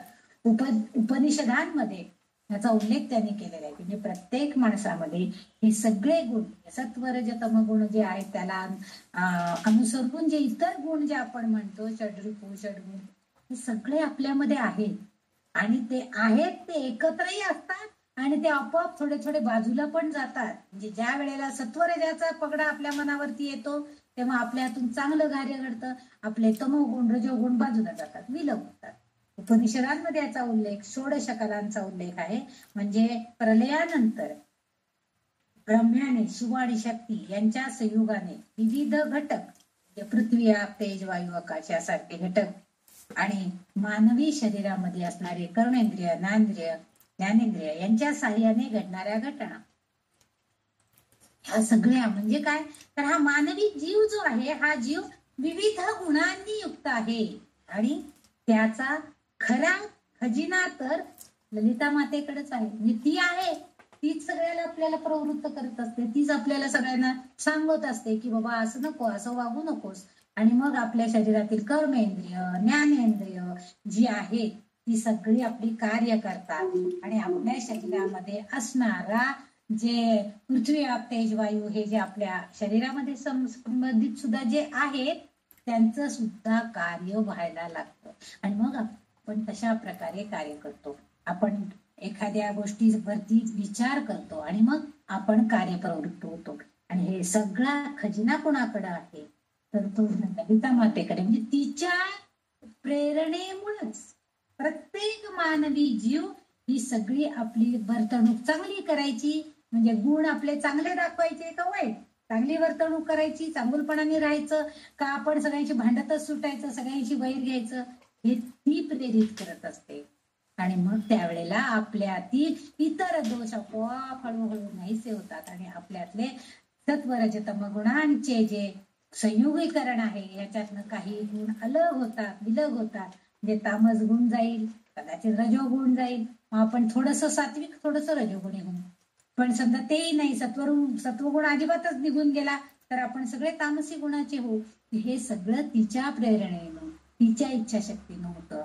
त्यासाठी आपण जर तिची भक्ती केलेली असेल आणि तिच्यातल्या गुणांचा आपल्याला सुद्धा आदर वाटत असेल तर आपोआपच ती आपल्याला ते प्रदान करते आणि आपल्याला सुद्धा गुणनिधी बनवण्याचा प्रयत्न करते. आपल्याकडे सुद्धा सगळ्या गुणांचा खजिना आपोआप येतं आणि आपण त्यासाठी खूप काही प्रयत्न करावे लागतात असं नाही. आपण फक्त तिचं स्मरण करायचं सतत, तिची मूर्ती डोळ्यासमोर. आता दर हासो ज्वालामुखी, तिचं जे स्मितहास्य चेहऱ्यावर असणारा जो चेहरा आहे तो सतत डोळ्यासमोर आणायचा. आपला पण चेहरा खुलतो, आपल्याला सुद्धा हसू येतं, आपल्याला सुद्धा बरं वाटतं. मनातले सगळे जे राग असेल किंवा दुःख काय असेल ते थोडंसं बाजूला जातं आणि आपला चेहरा सुद्धा हसरा बनतो.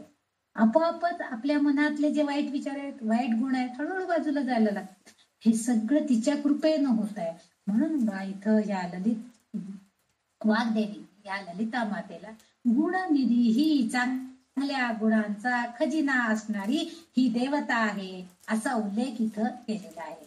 आणि कारण आपण काय करत असतो, खजिन्यातनच आपण निधी म्हणजे काय आपल्याला हवं त्यातलं थोडा पैसा बाजूला काढतो हा निधी यासाठी खर्च करा, हा निधी आपल्याला जसं पगार आला की आपण म्हणतो हे भांडेवालीचे, हे लाईट बिल भरायचे आहे, हे दूधवाल्याचे, हे काय करतो आपण. तसाच प्रकार आपल्या गुणांचा आहे. आपल्यामध्ये अनेक गुण असले तर आपण म्हणतो की ठीक आहे याच्यावर प्रेम करायला आपल्या हा गुण थोडासा वापरूया, याला सांभाळून घ्यायला आपण हा गुण वापरूया.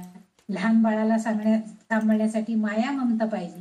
थोडासा 7-8 वर्षाचा मुलगा झाला तर आपण त्यावेळेस थोडंसं कडक पण व्हायला पाहिजे, थोडंसं मायाळू पण व्हायला पाहिजे. हे जे गुणांचा खजिन्यांनी युक्त ललिता माता आहे ती आपल्या प्रत्येक भक्ताला हे सगळे गुण प्रदान करते आणि त्या निधीचा वापर आपण योग्य प्रकारे कसा करायचा याचं मार्गदर्शन सुद्धा हीच देवता आपल्याला करताना दिसते. म्हणून तिचं हे नाव गुणनिधी आलेलं आहे. पुढचा जो नाम आहे ते आहे 405 नंबरचं नाव गोमाता. आता गोमाता म्हणते की गो म्हणजे गाय, आपल्याला माहिती आहे. माता, गोमाता म्हणजे गाय, असं सर्व गायींची. पण इथं नुसतं गाय नाही, गो माता म्हटलेली, गायींची माता म्हणजे काय हो, सर्वश्रेष्ठपणा आहे तिथं. गायींची माता आहे म्हणजे गायींना तर आधी पवित्र मानलंच गेलेलं आहे. प्रत्येक आपण पूर्वीच्या काळापासून होतं, जर गाय दिसली म्हणजे गाय सहसा गरीब असती असा एक आपल्या मनामध्ये हे पडून गेलेलं आहे, भावना आहे आपल्या मनामध्ये की गाय गरीब असते. म्हणून आपण जाता जाता गाईला नमस्कार करून, समजा हरीच वाटेमध्ये आपल्या शेजारून चालली असते तर आपण तिला नमस्कार करून जातो. सहसा सगळ्या धर्मक्षेत्र जी आहेत त्या पवित्र ठिकाणांच्या ठिकाणी तुम्हाला ह्या गायींचं वास्तव्य किंवा गायींचं येणं जाणं भटकणं, तिथं तो जो पवित्र परिसर आहे त्यामध्ये जास्तीत जास्त गायी बघायला मिळतात. तुम्ही अक्कलकोटला गेला तरी सुद्धा बऱ्याचशा गायी बी फिरताना दिसतात. काशीमध्ये तर इतक्या गायी सगळीकडे असतात, सगळ्या रस्त्या, आता रस्ते मोठे केलेत पण भयंकर गायी सगळीकडे. म्हणजे आपल्याला भीती वाटते, आपण सहसा काही गायी मशीनच्या याच्यामधनं आपण वावरत नसतो. पण सगळ्या नाशिकला वगैरे तर तिथं सुद्धा तुम्हाला गायी बऱ्याच बघायला मिळते. म्हणजे गाय ही पवित्र मानली गेलेली आहे आणि या नामाचा अर्थ पवित्र गाय, गोमाता. इथं तिला जी गायींची माता, पवित्र अशी लक्षण असणारी अशी ही गोमाता आहे, गाय आहे. ती कशी, मग तिला म्हणजे तिथं ती कामधेनू असाही अर्थ अभिप्रेत असू शकतो. बघा, गायीचं शेण, गोमूत्र आणि दूध सगळ्याचा उपयोग केला जातो. म्हणजे तिच्या प्रत्येक तिच्यापासून मिळणाऱ्या ज्या ज्या गोष्टी आहेत त्या सगळ्या पवित्र मानल्या गेलेल्या. पूर्वीच्या काळी गोमूत्रालाही अतिशय महत्व प्राप्त होतं, शुद्धीकरणासाठी वापरत होतो. गाईच्या शेणानं सारवलेली भूमी जी आहे, जमीन जी आहे ती अतिशय पवित्र भूमी मानली जायची. तसंच दूध तर काय प्रश्नच नाही. आजही लहान बाळांना आपण गाईचं दूध शक्यतो करून देत असतो, कारण ते पवित्र पण आहे, ते पचायला हलकं आहे आणि त्याच्यामध्ये जास्तीत जास्त चांगले गुणधर्म आहेत. असं आताचे अभ्यासक जे आहेत, दुधाचा अभ्यास करून दूध कशा तऱ्हेनं पौष्टिक आहे सांगतात. ते सुद्धा गाईचं दूधच जास्त पौष्टिक आहे म्हणून सांगतात. म्हणून कामधेनू, गोमाता म्हणजे कामधेनू असाही उल्लेख आपण करू शकतो. ज्या योगानं आपल्याला जे चांगलं सगळं आहे ते मिळू शकतं. कामधेनू म्हणजे इच्छिलेलं देणारे, हवं ते देण्यास सक्षम, म्हणजे आपल्याला हवं आहे ती गोष्ट देण्यासाठी सक्षम असलेली अशी ही कामधेनू. आता बघा, कामधेनूला जर आपण अपेक्षा केली की बाई तुझ्याकडनं एखादा चांगला बैल नांगराला झुंपण्यासाठी मला हवाय आणि दिला तर आपोआप पुढचं काय होणार आहे, त्या नांगराला ते बैल जोडून आपण चांगली शेती सुधारणार, शेतीमध्ये चांगलं पीक येणार. म्हणजे हळूहळू बघा, एकापासून म्हणजे इच्छिलेलं देणारीच आहे ना ती. प्रत्यक्ष लगेच मी मागितले मला पंचपक्वान्नाचं ताट हवं, लगेच तिने दिलं असा त्याचा अर्थ नाहीये. तर आपल्याला इच्छिलेलं देणारी म्हणजे आपलं भलं करण्यासाठी असं जे काय हवं आहे त्यासाठी ती सक्षम आहे. म्हणजे तिच्याकडे ती ताकद आहे, तिच्याकडे ते सामर्थ्य आहे. म्हणून तिला गोमाता म्हणजे कामधेनू असाही अर्थ इथं उल्लेख केला गेलेला आहे. आणखी एक असं आहे की वेदांमध्ये गो हा शब्द वारंवार वापरला गेलेला आहे. गो याचा अर्थ आतील यज्ञ करताना वापरणारे, आतील यज्ञ. आता आतील यज्ञ म्हणजे कुठला, तर गो म्हणजे आत म्हणजे अंतर्मनामध्ये असणारा यज्ञ. आता बाह्य यज्ञामध्ये याचा अर्थ असा आहे की 4 पायांचा प्राणी, आणि गौ याचा अर्थ आहे आणखी एक म्हणजे आपली वाणी. तर ह्या गो या शब्दाचे त्यांनी 2-3 अर्थ आपल्याला सांगितले. गो म्हणजे आतील यज्ञ करताना वापरणारे ज्ञान, म्हणजे यज्ञ करताना जे ज्ञान वापरलं जातं त्याला सुद्धा गो म्हटलेलं आहे. नंतर गौ याचा अर्थही आहे की आपली वाणी, जे आपण जे बोलत होते आपल्या वाणीने, वाणीचे जननी म्हणून, वाणी जननी आपल्या आपण जे बोलणं आहे आपलं आपलं जे म्हणजे वाक्चातुर्य आहे किंवा आपण जे बोलतोय त्याची जननी म्हणजे आम्ही. तर या वाग्देवी जी आहे ती म्हणजे या स्वरूपामध्ये ती आहे असाही उल्लेख त्यांना अपेक्षित आहे. म्हणजे आपण काही बोलतो तेव्हा सगळेच जण बोलत असतात, पण काही जण छान बोलतात की आपण त्यांच्या संभाषणानं मंत्रमुग्ध होऊन जातो. त्यांचं संभाषण बघितलं की आपल्याला अगदी प्रसन्न व्हायला लागतं, ऐकलं की प्रसन्न वाटतं. म्हणून इथं तिचा वाणीची जननी, जननी म्हणजे माता, त्या संभाषणाची माता असणारी म्हणजेच ही कामधेनू असाही उल्लेख इथं त्या गोमातेच्या स्वरूपामध्ये तिचा केलेला आहे. ती आपल्या वाक्किरणांमधून म्हणजे शब्दांमधून ती प्रगट होते. मग आपण जे शब्द वापरतो, आपण एखाद्या म्हणजे कसं असतं, समजा लहान लहान मुलं येत आहेत तर आपण म्हणतो ए कार्त्यांनो जावा तिकडे किती दंगा करताय. हे शब्द किती कटू त्यांना लागणारे आहेत. त्याच्याऐवजी बाळांनो आहे किती आवाज करताय, जरा थोडस तिकडे जाऊन खेळाल का, तिथं आम्ही ना आमचा क्लास चालू आहे, आम्ही वाचतोय, आमचा क्लास संपला की इकडे खेळायला. हे जर आपण त्यांना या भाषेमध्ये म्हणजे आपल्या वाक्यांमधून आपल्या शब्दांमधून जर तेवढं प्रेम तेवढं पावित्र्य त्याच्यातून प्रकट झालं तर आपोआप आपण दुसऱ्यावरती त्याचा परिणाम चांगल्या प्रकारे करू शकतो. म्हणजेच आणि हे सगळं कुणाच्या हृदयामध्ये असतं, मातेच्या आईच्या. म्हणजे आईचं हृदय अतिशय अगदी मऊ मुलायम असं असतं. तिच्या हृदयामध्ये आपल्या अपत्यांविषयी, मग जे अपत्य म्हणजे आपलंच मूल असायला पाहिजे असं नाही, सगळ्या लहान बालकांविषयी तिच्या मनामध्ये करुणा दया ही असतीच. आणि म्हणून इथं वाग्देवींनी अगदी आवर्जून तिला गोमाता असा उल्लेख केलेला आहे की जिच्याकडं सगळं इच्छेने देण्याची शक्ती आहे, म्हणजे आपल्याला जे जे हवं आहे ते सगळं देण्याचा प्रयत्न करणारी ती आहे गोमाता. मग आई सुद्धा आपल्या मुलाला समजा तो आई मला सहलीला जायचंय आणि बाबा तर नाहीच म्हणतायत, ती आई प्रयत्न करते आणि त्या वडिलांचं मन वळवते, किंवा ते वडील म्हटले आता माझा पगार अजून काहीच नाही माझ्याकडे आहे मी देते असं म्हणते ती आई आणि आपल्या मुलाला सहल, म्हणजे त्या मुलाच्या इच्छेप्रमाणे देणारी अशी जी ताकद आहे ती मातेकडे आहे. आणि तशी ही गोमाता आहे, कामधेनू आहे की जी सर्व मानवी जीवनाला सर्व प्राणी जीवनाला सुजलाम सुफलाम करण्याचं सुद्धा तिच्याकडे ताकद आहे. आणि त्याशिवाय आपल्या वाणीनं म्हणजे आपल्या शब्दांनी सुद्धा ती इतका प्रेमामृत सगळ्यांना देते, म्हणजे अमृत छान गोड बोलून सगळ्यांशी संभाषण करते, अशी शक्ती ह्या ललिता मातेकडे आहे असं इथं या वाग्देवीला वाग्देवींनी सांगण्याचा प्रयत्न केलेला आहे. आणि तीच शक्ती आपणही आपल्याला सुद्धा मिळावी यासाठी तिच्याकडे प्रार्थना करायची, तिचं नामस्मरण करायचं. पुढचं जे नाम आहे ते म्हणजे गुह जन्मभूः, गुरुमूर्ती गुणनिधी गोमाता गुह जन्मभूः. आता गुण जन्मभूः म्हणजे काय, तर गुहा म्हणजे आपल्याला माहितीये गुहा, पूर्वीच्या काळी गुहा असायच्या, म्हणजे डोंगर कपारीमध्ये एक असं अदृश्य असं ठिकाण जिथं आपण लगेच सगळ्यांच्या दृष्टिक्षेपात येऊ शकत नाही, लपण्याची जागा म्हणूया आपण म्हणतो ना. असं एखादं असं म्हणजे भुयार सारखं असतं त्याच्यामध्ये जाऊन पूर्वी लपायचे, म्हणजे शत्रू सैन्याला आपण सापडू नये यासाठी. तर लपण्याचं ठिकाण किंवा गुप्त ठेवण्यासाठी सुद्धा त्याचा उपयोग केला जायचा.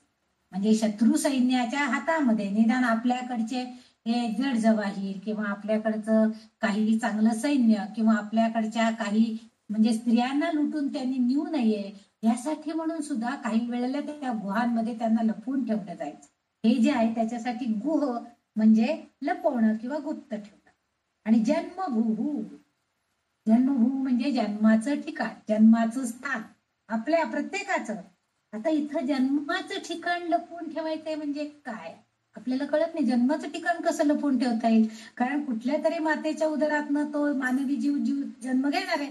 मग ते जन्म लपून कसं राहणार आहे? 9 महिन्यांनी तरी ते बाहेर येणार. 9 महिने लपून राहील पोटामध्ये, पुढे तरी ते येणारच बाहेर.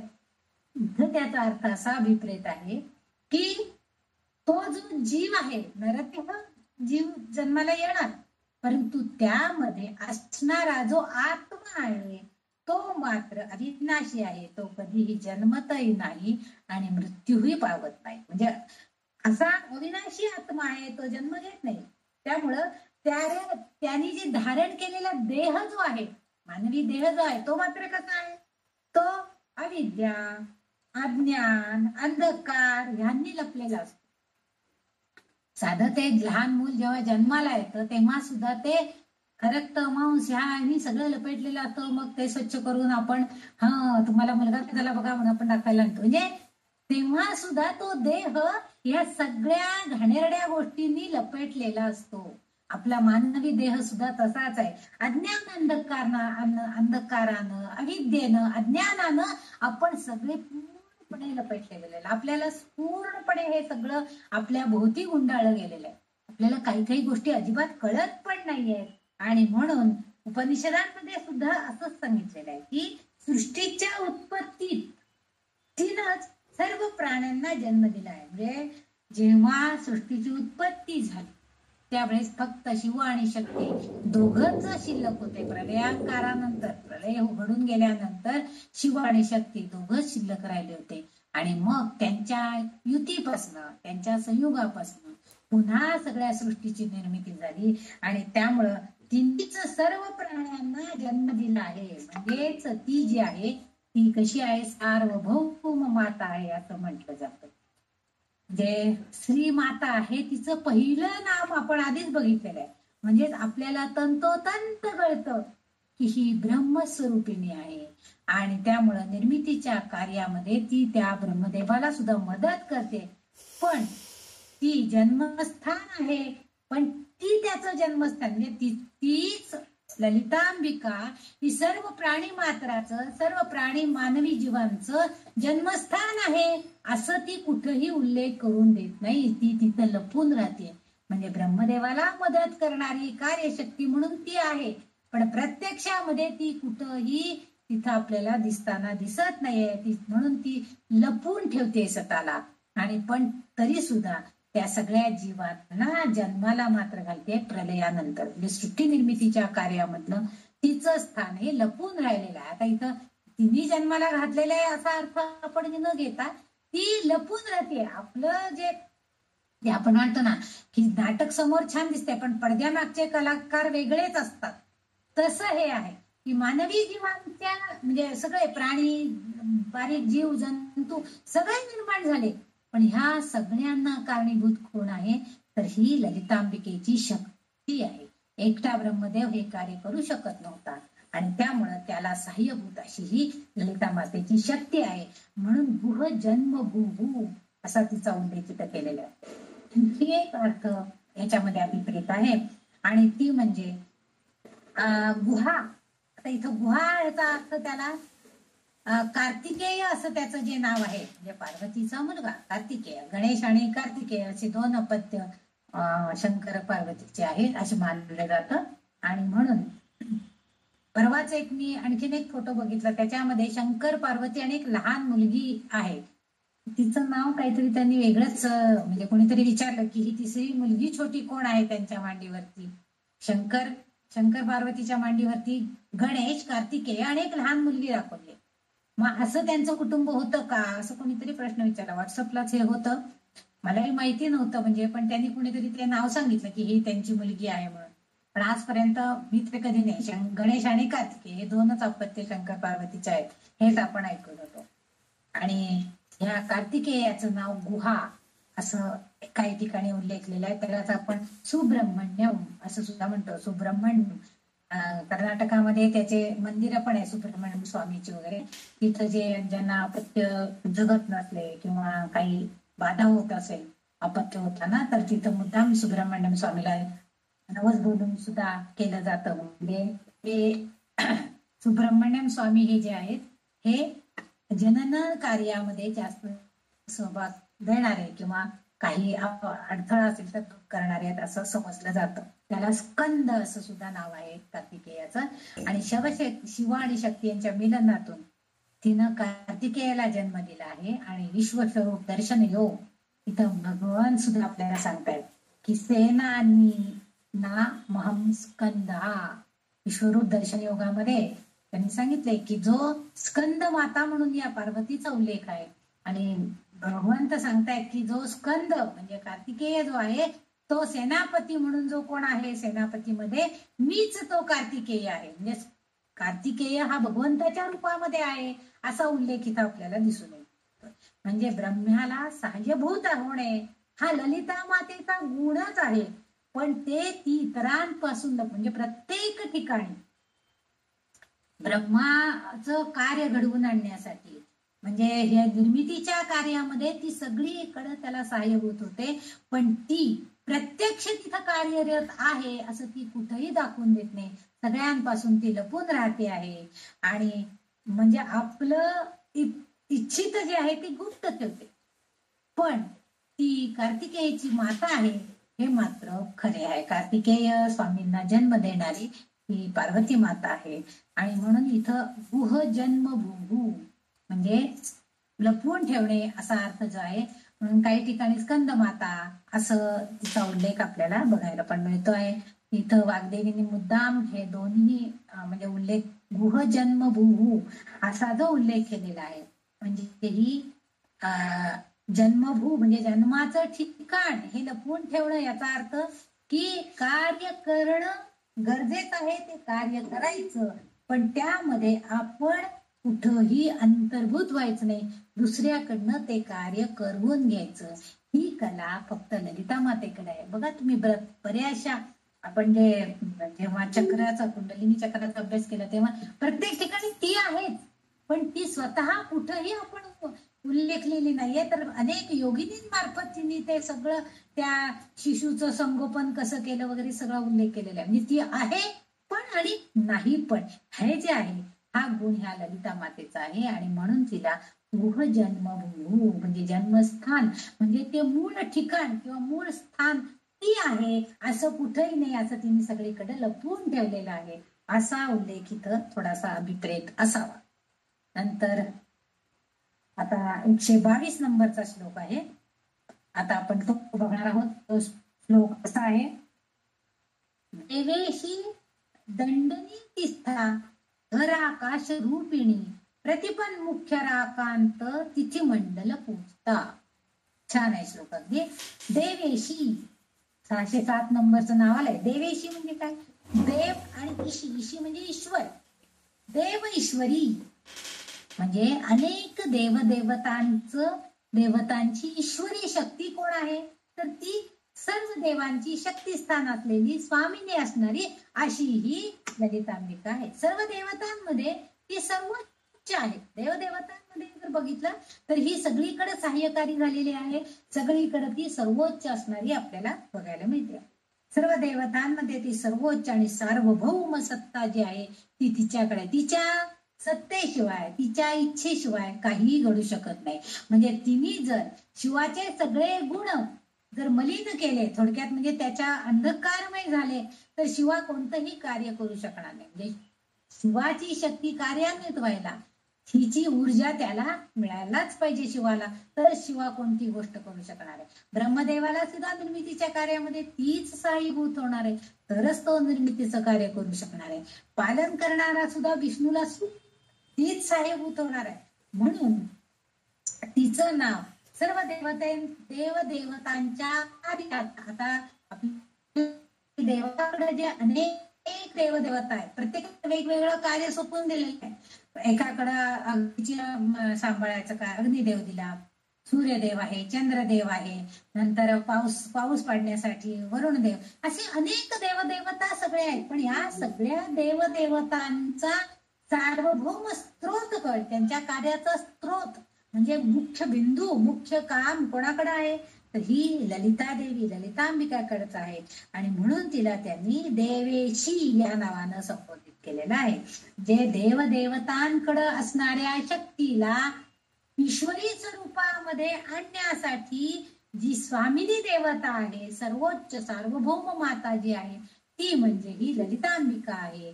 आणि म्हणून तिला इथं देवेशी, ईश्वरी सत्ता, सार्वभौम सत्ता अशा नावानं तिचा उल्लेख इथं देवेशी असा वाग्देवतेंनी केलेला आपल्याला दिसून येतोय. पुढचं जे नाव आहे ते म्हणजे दंडनीतिस्था.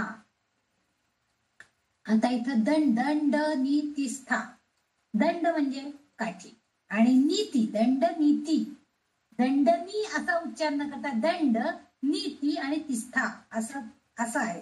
दंड म्हणजे काठी, नीती म्हणजे नीती नियमांचे कठोरपणे पालन करणारी आणि स्था म्हणजे स्थापित आहे. दंड नीती नीती स्था, दंड नीती स्था, स्था म्हणजे स्थापित आहे, राहणारी आहे तिथं.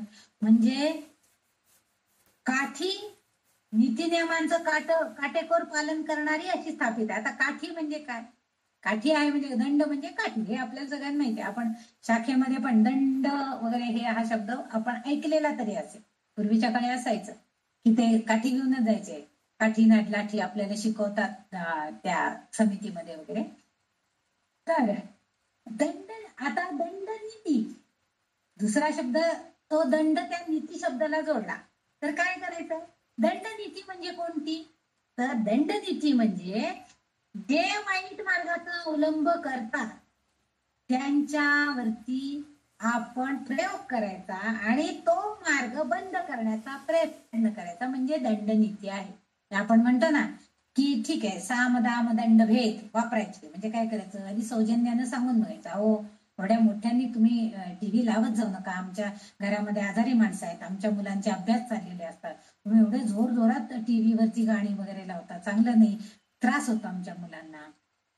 आधी सौजन्यानं, मग साम दाम, मग थोड्या दिवसांनी आपण आणखीन त्यांना सांगून बघतो की अहो की इतका आवाज चांगला नाही, तुम्ही तुमचे दारा बिरं लावून तरी बसत जावा, तेही नाही ऐकलं. मग दंड भेद म्हणजे आपण काय करतो? त्यांनी मोठमोठ्यांनी लावलं की दंड म्हणजे आपण एक काठी लाठीचा आवाज करून त्यांच्या दारावरती सतत खडखड करत बसतो किंवा भांडण करतो. तेही नाही झालं तर मग भेद, मग शेवटी आपणही त्याचा बिमोड करण्याचा प्रयत्न करतो. म्हणजे त्यांची लाईटच बंद कर त्यांची, किंवा ते बाहेरच तोडून टाक, अशा तऱ्हेचे आपण विध्वंस वृत्तीला प्रवृत्त होतो. म्हणून इथं त्यांनी सांगितलेलं आहे की दंडनीती म्हणजे वाईट प्रवृत्ती जी आहे त्या मार्गाचा पाठपुरावा करायचा. त्यांची काय वाईट प्रवृत्ती, त्यांच्यामध्ये काय वाईट गुण आहेत, ते काय करतात की जेणेकरून आपल्याला त्रास होतो, हे आधी जाणून घ्यायचं आणि मग ती आपल्याला बंद करण्यासाठी हे प्रयत्न करायचा. म्हणजे बघा, समजा एखाद्या जर शेजाऱ्यांच्याकडनं असं काही घडत असेल तर आपण आधीच, अहो आमच्या दारात तुम्ही सगळा कचरा आणून लावता, तसं लावू नका, 2-4 वेळा आपण सांगतो, ते ऐकत नाही. 2 दिवस 3 दिवस आपण आपल्या केराबरोबर उचलून अंगण झाडून आपण आपल्या कचऱ्याबरोबर तो टाकून देतो. पण त्यांची प्रवृत्ती फोफवलेली असते, आणखीन जास्त कचरा टाकायला बघतात. मग आपल्यातलाही क्रोध खवळतो आपण पण त्यांच्या दारामध्ये काहीतरी झाड टाकायचा प्रयत्न करतो, तेही प्रयत्न होत. पण हे म्हणजे आपण काय करतो? थोडक्यात दंड देतो त्यांना, म्हणजे शिक्षा देण्याचा प्रयत्न. साम दाम आणि दंड, दंड म्हणजे आपण त्यांना शिक्षा करण्याचा प्रयत्न करतो की त्यांच्या दारामध्ये घाण टाकली, आपण शिक्षा केल्यासारखंच आहे ना, पण ते त्यालाही जुमानत नाही.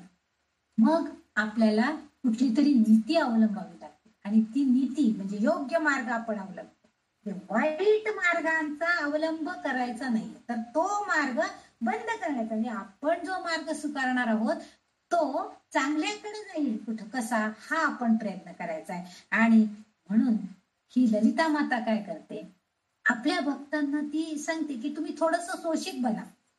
समजा 15 दिवस जर आपण सतत त्यांनी टाकलेला केर कचरा उचलून जर आपल्या बादलीमधनं नेऊन टाकत असलो, 16व्या दिवशी त्या माणसाला कधीतरी वाटेल ना की अरे आपण रोज कचरा टाकतोय, पण ह्या बाई एक शब्दानेही तक्रार करत नाहीत, रोज आपण टाकलेला कचरा गोळा करतात आणि कचरेवाल्याला देऊन टाकतात. कधीतरी कुठलं तरी एक मन त्याचं हळूच ती ललितांबिका त्यालाही प्रवृत्त करते, त्या व्यक्तीला सुद्धा, की अरे आपण इतकं तू काय वाईट कृत्य करतोय, चांगलं नाही हे. मग आपोआपच त्यालाही बुद्धी सुचेल की तो पिशवीमध्ये कचरा भरून आपल्या दारात ठेवेल, कचरेवाला येऊन घेऊन जाईल. म्हणजे ही जी आहे ही शिक्षा आहे. म्हणजे मनातली, आता हे शिक्षा म्हणजे इथं शिक्षण या स्वरूपामध्ये, ही शिक्षा म्हणजे काय, शिक्षण या स्वरूपामध्ये आहे. हे त्याला चांगलं कार्य करण्याला प्रवृत्त केलेलं आहे.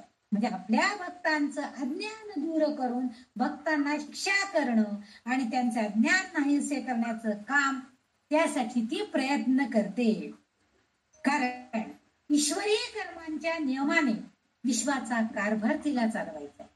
हे सगळं करण्याच्या पाठीमागे तिची प्रवृत्ती का आहे अशी, तर तिला विश्वाचा कारभार चालवायचा आहे. विश्वाच्या अशा छोट्या मोठ्या गोष्टींमध्ये सुद्धा सुसूत्रता यावी, नीती नियमांचं त्यांनी पालन करावं, चांगलंच कृत्य करावं.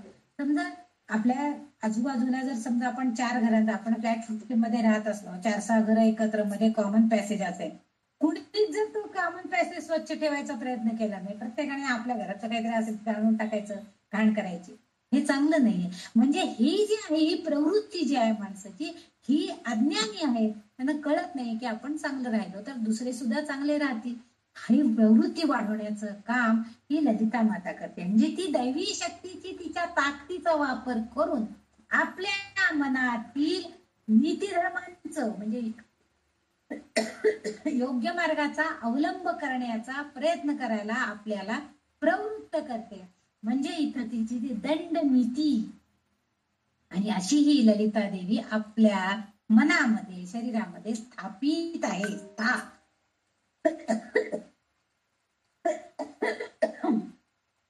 म्हणजे या शरीरामध्ये ती आहे असा त्याचा अर्थ. म्हणजे त्या दैवी शक्तीची ताकद आहे. याला त्यांनी असं आणखीन एक उदाहरण दिले की न्यायालयात किंवा न्यायालयाच्या सभागृहामध्ये जेव्हा न्यायाधीश असतो तो प्रवेश करतो. म्हणजे दंडनीतीचा अर्थ असा का त्यांनी लावलाय, तर त्याच्या पाठीमाग न्यायालयामध्ये प्रवेश करणारा जो आपण जो जज वगैरे म्हणतो, तर त्यांच्या पाठीमागे एक काठी घेऊन एक माणूस पाठोपाठ येत असतो, सेवक एक दंड घेऊन येत असतो. न्यायालयाचा कारभार तुम्ही बघितला असेल तर म्हणजेच काय, तर न्यायाचे पालन करता ते आहेत. ते न्यायाधीश जे तिथे बसलेले आहेत ते न्यायाचं पालन करण्यासाठी आहेत. म्हणजे योग्य काय आहे, अयोग्य काय आहे, नीती नियमानुसार कोण वागतंय, कोण खरं आहे, कोण खोट आहे, ह्या सगळ्याचं न्यायदान करण्यासाठी तो पालन करता तिथे बसलाय.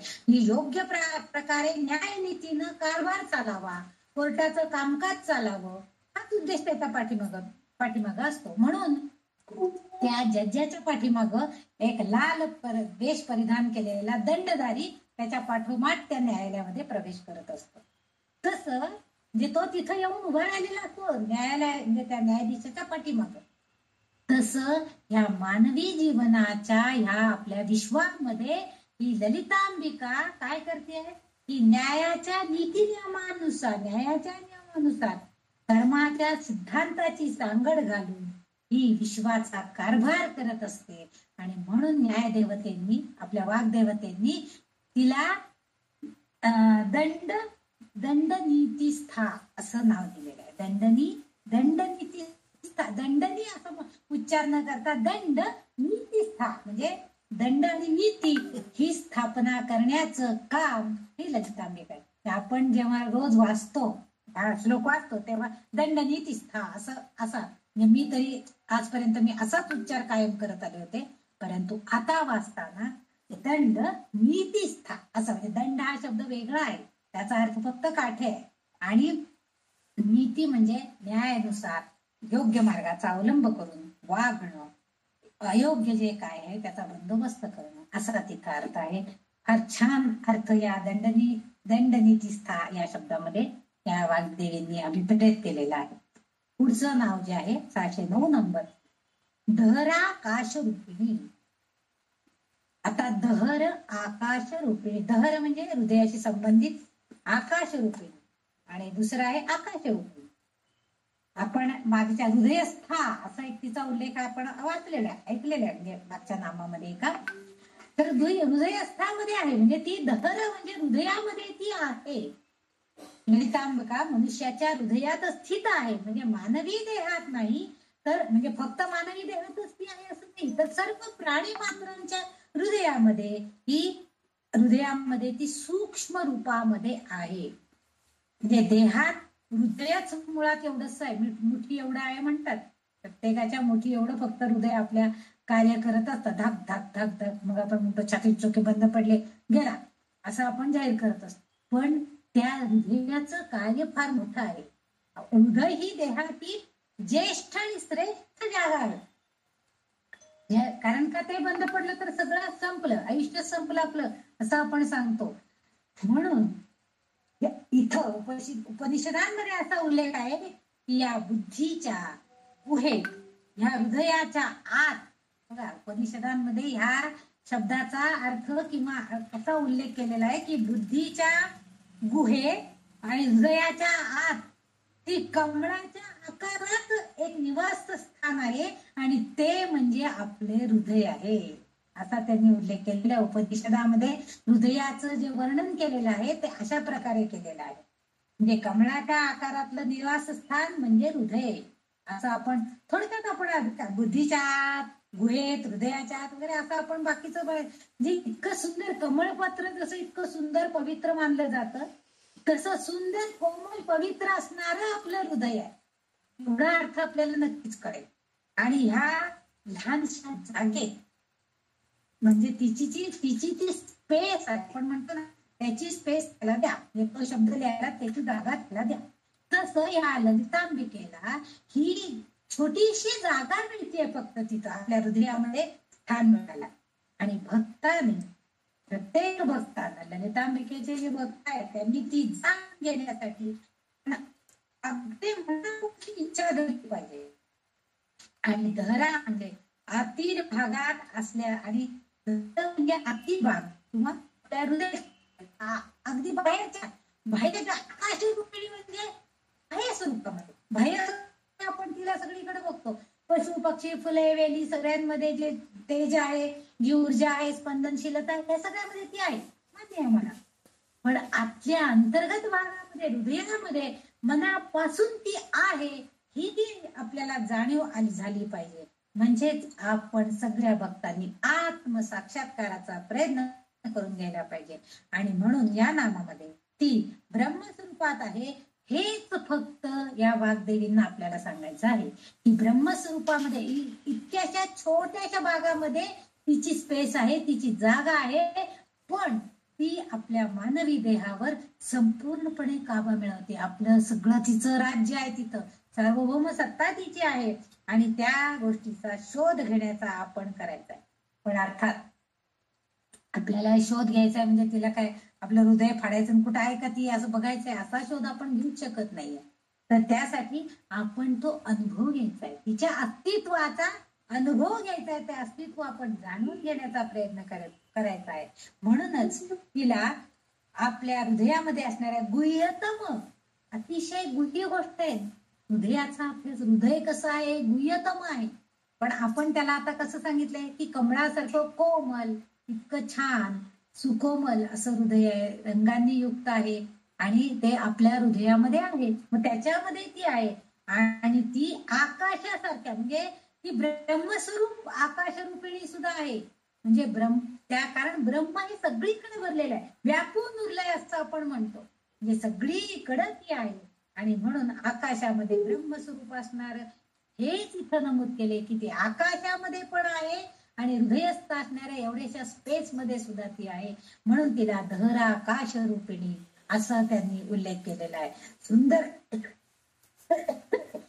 अर्थ त्यांनी सांगितलं. कारण एवढीशी मुंगी जरी घेतली, मुंगी ती केवढी असती बघितलं असेल ते, त्या तिच्यामध्ये सुद्धा एवढ्याशा जागेमध्ये सुद्धा ललितांबिकेचं कार्य आहे. कारण का तर ती त्या जीवाला सांगते की अगं इकडं साखरेचा दाणा पडलाय, जा तू तिकडं. मग ती तुरु तुरु करत म्हणजे मुंगी जाते, तो साखरेचा दाणा घेऊन येऊन आपल्या काय तिची पिल्लं असते तर त्यांना देत असेल किंवा साठवण करून ठेवत असेल. ही जी गोष्ट आहे ही सगळं कशामुळे होतं, हिच्या कृपेमुळे होत आहे. म्हणून मुद्दाम ह्या दहराकाश रूपिणी या नावाचं, कारण मोठ्या आकाश रूपामध्ये, मोठ्या प्रचंड रूपामध्ये तर ती आहेच. म्हणूनच आपल्याला भगवंतांनी विश्वरूप दर्शन केलेलं होतं. ते कसं होतं तर भलं मोठं की भीतीदायक असं स्वरूप होतं त्यावेळेस. पण इथं मात्र या गुह्य स्वरूपामध्ये सुद्धा ललितांबिका आहे आणि त्याच मूर्त म्हणजे अशा मोठ्याच्या मोठ्या विश्वरूपामध्ये सुद्धा ती आहे, कारण तिच्याशिवाय कोणतंही कार्य पार पाडू शकत नाही. म्हणून तिला ती ब्रह्मस्वरूपिणी आहे, ब्रह्मस्वरूप आहे असं या वाग्देवतांना ह्या धराकाश रूपिणी ह्या नावामार्फत उद्धृत करावं वाटतंय, म्हणून त्यांनी हे तिचं नाव इथं दिलेलं आहे, नमूद केलेलं दिसतंय इथं. आणि आपण अशा अर्थानं त्याचा अर्थ लक्षात घ्यायचा आहे.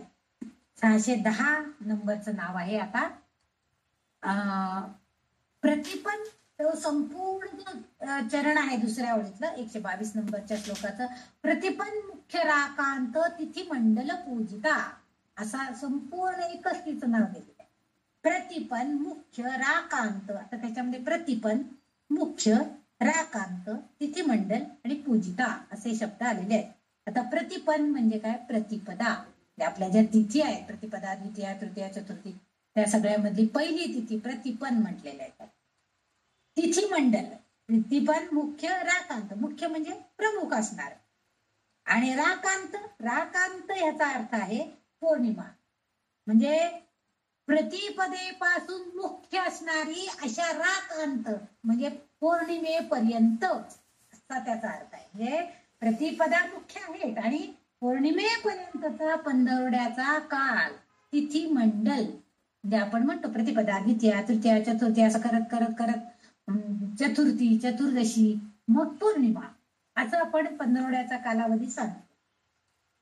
जे तिथी मंडलाचा कालावधी जो आहे यात ललितांबिकेची पूजा केली जाते. तिच्या प्रत्येक तिथीला आपण मागच्या एका नामामध्ये तो उल्लेख आलेला होता की ती नित्या देवी म्हणून आहे आणि त्या नित्या देवीचं प्रत्येक तिथीला काय नाव आहे ते त्यावेळेस मी सांगितलेली पण होती. आता पुन्हा काय ते सांगत बसत नाही. प्रत्येक तिथीला ती नित्या देवीच्या वेगवेगळ्या रूपांमध्ये नामांमध्ये ती स्थित आहे आणि एक असतो तो गडद पंधरवडा असतो आणि तो संपल्यापासून गडद पंधरवडा म्हणजे अमावस्या, अमावस्याचा जो पंधरवडा असतो तो गडद पंधरवडा म्हटलेला आहे त्याला. आणि दुसरा जो आहे तो राकांत पंधरवडा म्हणजे पौर्णिमेपासूनचा, म्हणजे पौर्णिमेपर्यंत अमावस्या झाली की कसं पंधरवडा जो होतो तो हळूहळू चंद्र जास्त प्रकाशित प्रकाशित प्रकाशित होत जातो, म्हणजे अंधार संपून उजेडाकडे जात असतो. पुन्हा पौर्णिमा येऊन गेली की पुन्हा गडद पंधरवडा येतो, म्हणजे पुन्हा चंद्र कमी कमी कमी होत जातो आणि मग नंतर अमावस्या येते. म्हणून त्याला गडद पंधरवडा असं म्हणजे जरा गडद पंधरवडा संपल्यानंतर जेव्हा पौर्णिमा सुरू होते प्रतिपदेपासून पौर्णिमेपर्यंत तो चंद्र दिवस सुरू होतो, तो राका म्हणजे पौर्णिमेपर्यंत संपतो. म्हणून चंद्राच्या 15 कला नित्या देवी या स्वरूपामध्ये असणारी. आणखीन एक ती 16वी कला म्हटलं जातं. 16व्या कलेचा उल्लेख बरेच ठिकाणी आलेला आहे, आपल्या नामांमध्ये सुद्धा बऱ्याच ठिकाणी आलेला आहे की 16वी कला म्हणजे ही प्रत्यक्ष ललितांबिका आहे. या 15 दिवसांमध्ये या 15 नित्या देवी आहेत आणि या सगळ्यांवर कार्य करणारी जी मुख्य देवता आहे ती कोण आहे? ललितांबिका. म्हणून हिला 16वी कला अशा स्वरूपामध्ये तिचं वर्णन केलं गेलेलं आहे. श्रीचक्राचा, श्रीचक्र म्हणजे आपल्या सगळ्यांना माहिती आहे, श्रीयंत्र, श्रीचक्र, कुंडलिनी चक्राच्या याच्यामध्ये त्याची पूजा केली जाते. विधिवत पूजनामध्ये या नित्या देवींची पूजा केली जाते आणि ही ललिता देवी जी आहे हिला महानित्या असं म्हटलं गेलेलं आहे त्यावेळेस, म्हणजे ही मुख्य देवता आहे आणि हिची पूजा त्यावेळेस केली जाते. म्हणून मुख्य देवता महानित्य पूजन असं तिचं केलं जातं. आणि वेदांमध्ये सुद्धा हिला सदा देवता अशा नावानं तिचा उल्लेख केलेला आहे, म्हणजे कायमस्वरूपी असणारी. सदा देवता म्हणजे काय? कायमस्वरूपी ही आहे अशा स्वरूपामध्ये तिचा उल्लेख इथं केला गेलेला आहे. तीच ही 16वी कला आहे आणि ही प्रत्येक नित्या देवतेच्या पूजन कालात अमृताने सुरू होऊन पूर्णामृताने संपन्न होऊन पूजन सिद्धी होते. प्रत्येक दिवशी प्रत्येक तिथीला प्रत्येक तिथीला कोणत्या ना कोणत्या कारणाने विधिवत पूजन केलं जातं आणि त्या पूजनामध्ये नित्य देवतेचे जेव्हा पूजन केलं जातं तेव्हा त्या पूजन कालामध्ये आपल्याला माहितीये की ठीक आहे, आपल्याला मानसिक पूजा जरी आपण केली तरी सुद्धा आपल्या ज्या मुकुट चक्र जे आहे तिथं एक अमृत शास्त्र स्त्राव होतो असा एक उल्लेख आपण कुंडलिनी चक्राच्या याच्यामध्ये होतो. म्हणजे आपली ध्यान धारणा जर चांगली प्रकारे लागली असेल तर त्या ध्यान धारणेच्या वेळेस एक स्त्राव खाली गळतो आणि तो अमृतासारखा असतो की त्या एक थेंब अमृतासारख्या रसानं आपण कित्येक दिवस तपश्चर्येमध्ये राहू शकतो अन्न पाण्याविना असा उल्लेख आहे. आणि तो अमृत असणार जे आहे ते अमृताने सुरू होऊन पूर्णामृताने म्हणजे आपण त्या विधिवत जेव्हा यज्ञ केले जातात तेव्हा सुरुवात होते आणि नंतर शेवटी आपण पूर्णाहुती देतो म्हणजे पूर्णामृताने संपन्न होतो. म्हणजे हे जे ही सगळी जी पूजा सिद्धी आहे ह्या पूजा सिद्धी रोजच्या रोज नित्य कायमस्वरूपी अशा सदा पूजन करणारी ही देवता जी आहे ती म्हणजे ललितांबिका आहे. तिचीच रोज पूजा केली जाते आणि ती अमृतासारखी संजीवनी. आता तिची रोज जर पूजा केली तर ती आपल्याला सगळे आपल्या कार्यामध्ये सहाय्यभूत होणारच आहे. म्हणजे तिच्या जर त्या ललिता देवीच्या कृपेनं आपली ध्यानधारणा चांगल्या प्रकारे होऊ लागली तर आपोआपच आपल्या मुक्तकार चक्रामध्ये अमृताचा स्राव होईल. आपोआपच आपल्याला खाण्याकडची वासना, विषय वासना, आसक्ती, कुठल्याही गोष्टीची लोभ, मोह हे सगळं हळूहळू आपलं नष्ट होईल आणि आपण पूर्णपणे तिच्या ध्यानामध्ये जाऊ. आणि जेव्हा आपण अशी आपली स्थिती होईल तेव्हा आपोआपच त्या अमृत रसाचा स्राव आपल्याला मिळतो आणि मग आपण आपोआपच चांगल्या मार्गाला जातो. म्हणजे हा जो कृपा प्रसाद आहे हा कोण देतो तर ही आपली ललितांबिका आपल्याला प्रदान करते. आणि येथे वाग्देवता असा मुद्दाम उल्लेख करतायत की ह्या नित्य देवतांची पूजा होताना, कारण इथं त्यांनी प्रतिपन्न मुख्य राकांत तिथीमंडल पूजिता. तिथीमंडल म्हणजे ते आपल्या पंधरवड्याचा कालावधी. त्या चक्रामध्ये रोज पूजन होत असताना श्रीचक्राच्या रोज पूजनामध्ये काय होते तिची सुद्धा पूजा म्हणजे सर्वच दिवशी त्या नित्यात जी प्रतिपदेची नित्या देवतेची पूजा करताना सुद्धा ललितांबिकेची पूजा होते. चतुर्थीच्या नित्या देवीची पूजा करताना सुद्धा ललितांबिकेची पूजा करते. म्हणजेच सर्व नित्या देवतांची पूजा होताना सर्वच दिवशी तिची पूजा होते आणि मग आपोआपच तिचा कृपा प्रसाद त्या भक्तांना मिळतो आणि अमृत संजीवनी देणार म्हणजेच आपल्याला सगळ्यात चांगलं काय असेल ते प्रदान करण्याचं म्हणजे आपल्याला शरीर स्वास्थ्य योग्य राहावं, आपलं मन स्वास्थ्य योग्य राहावं यासाठी ती शक्ती प्रदान करण्याचं काम आपल्याला करते. म्हणून इथं तिला प्रतिपन्न मुख्य राकांत तिथीमंडल पूजिता असं वर्णन या वाग्देवींनी केलेलं आहे. म्हणजे तिचं वर्णन असं केलेलं आहे की प्रत्येक तिथीला तिचं पूजन करायचं आणि तिची भक्ती करायची. विधिवत पूजा, त्यांनी नुसतं पूजा म्हटली नाही, विधिवत पूजा सिद्धी करायची. म्हणजे तिला सगळं अर्पण करायचं. म्हणजे आपल्यातलं सगळं वाईट गोष्ट आहे हे मी तुला देते, हे तू घेऊन टाक आणि सगळ्यात जे काय चांगलं असेल ते मला दे, ही अपेक्षा आपण तिच्याकडनं करायची. आपण पण रोजच्या रोज त्या नित्या देवतेचं म्हणजे ललितांबिकेचं जर स्मरण केलं आणि तिला सांगितलं माझ्यात जे काय वाईट आहे ना, तुला माहितीये माझ्याकडे काय काय वाईट आहे, सगळं तू घेऊन टाक, काही नको आहे मला हे सगळं, पण जे चांगलं आहे ते मात्र तू, त्याचा कृपा प्रसाद मात्र तू मला द्यायला पाहिजे, ही अपेक्षा आपण तिच्याकडे करायची. म्हणजे तिच्या पूजन सिद्धी संपन्न पूजा संपन्न करायची आणि ही सिद्धी आपण तिच्याकडनं प्राप्त करून घ्यायची. यासाठी हिचा हा उल्लेख इथं वाग्देवींनी केलेला दिसून येतोय आणि तिच्याकडनं आपल्याला हीच अपेक्षा आहे की तिने आम्हाला सगळं चांगलं कायमस्वरूपी नित्य जे चांगलं आहे ते सगळं द्यावं अशी अपेक्षा तिच्याकडे आपणही सगळेजण आज करूया. आज आपण इथंच थांबणार आहोत. जे काय आतापर्यंतचे जे श्लोक झालेले 122 श्लोक आपण आतापर्यंत अभ्यासलेले आहेत त्या 122 श्लोकांमध्ये बरेचसे तिचे वर्णन आले, तिचे गुण आलेले आहेत आणि तिच्याकडनं आपल्याला सुद्धा काय मिळवायचं आहे हेही आपण पाहिलेलं आहे. आपण सगळेजण जास्तीत जास्त तिचा कृपा प्रसाद कसा मिळेल याचा प्रयत्न करूया. त्यासाठी तिच्याकडं तिचं नामस्मरण करून तिची पूजन अर्चन मानसपूजा कावी न करून तिची एक देवीची मूर्ती डोळ्यासमोर आणून तिची मानसपूजा जरी केली तरी सुद्धा आपण मनाने सुद्धा तिचं पूजन करू शकतो. तिच्याकडनं कृपा प्रसाद तिचे सगळे गुण प्रदान करण्याचा तिच्याकडे सामर्थ्य आहे ते आपल्याला देईल अशी अपेक्षा करायची. आणि ती सिद्धी प्राप्त करण्याचा प्रयत्न आपण सगळ्यांनी करायचा आहे. आज आपण इथंच थांबूया.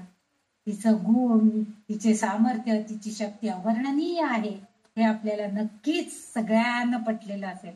आता ह्या पुढे तर आणखीन तिच्या कला, तिचे गुण आणखीन वाढीत लागणार आहे. तिच्यात अगदी एक तिळभर जरी गुण आपल्यामध्ये आला तरी सुद्धा आपण पुष्कळ चांगल्या प्रकारे कार्य करू शकू असं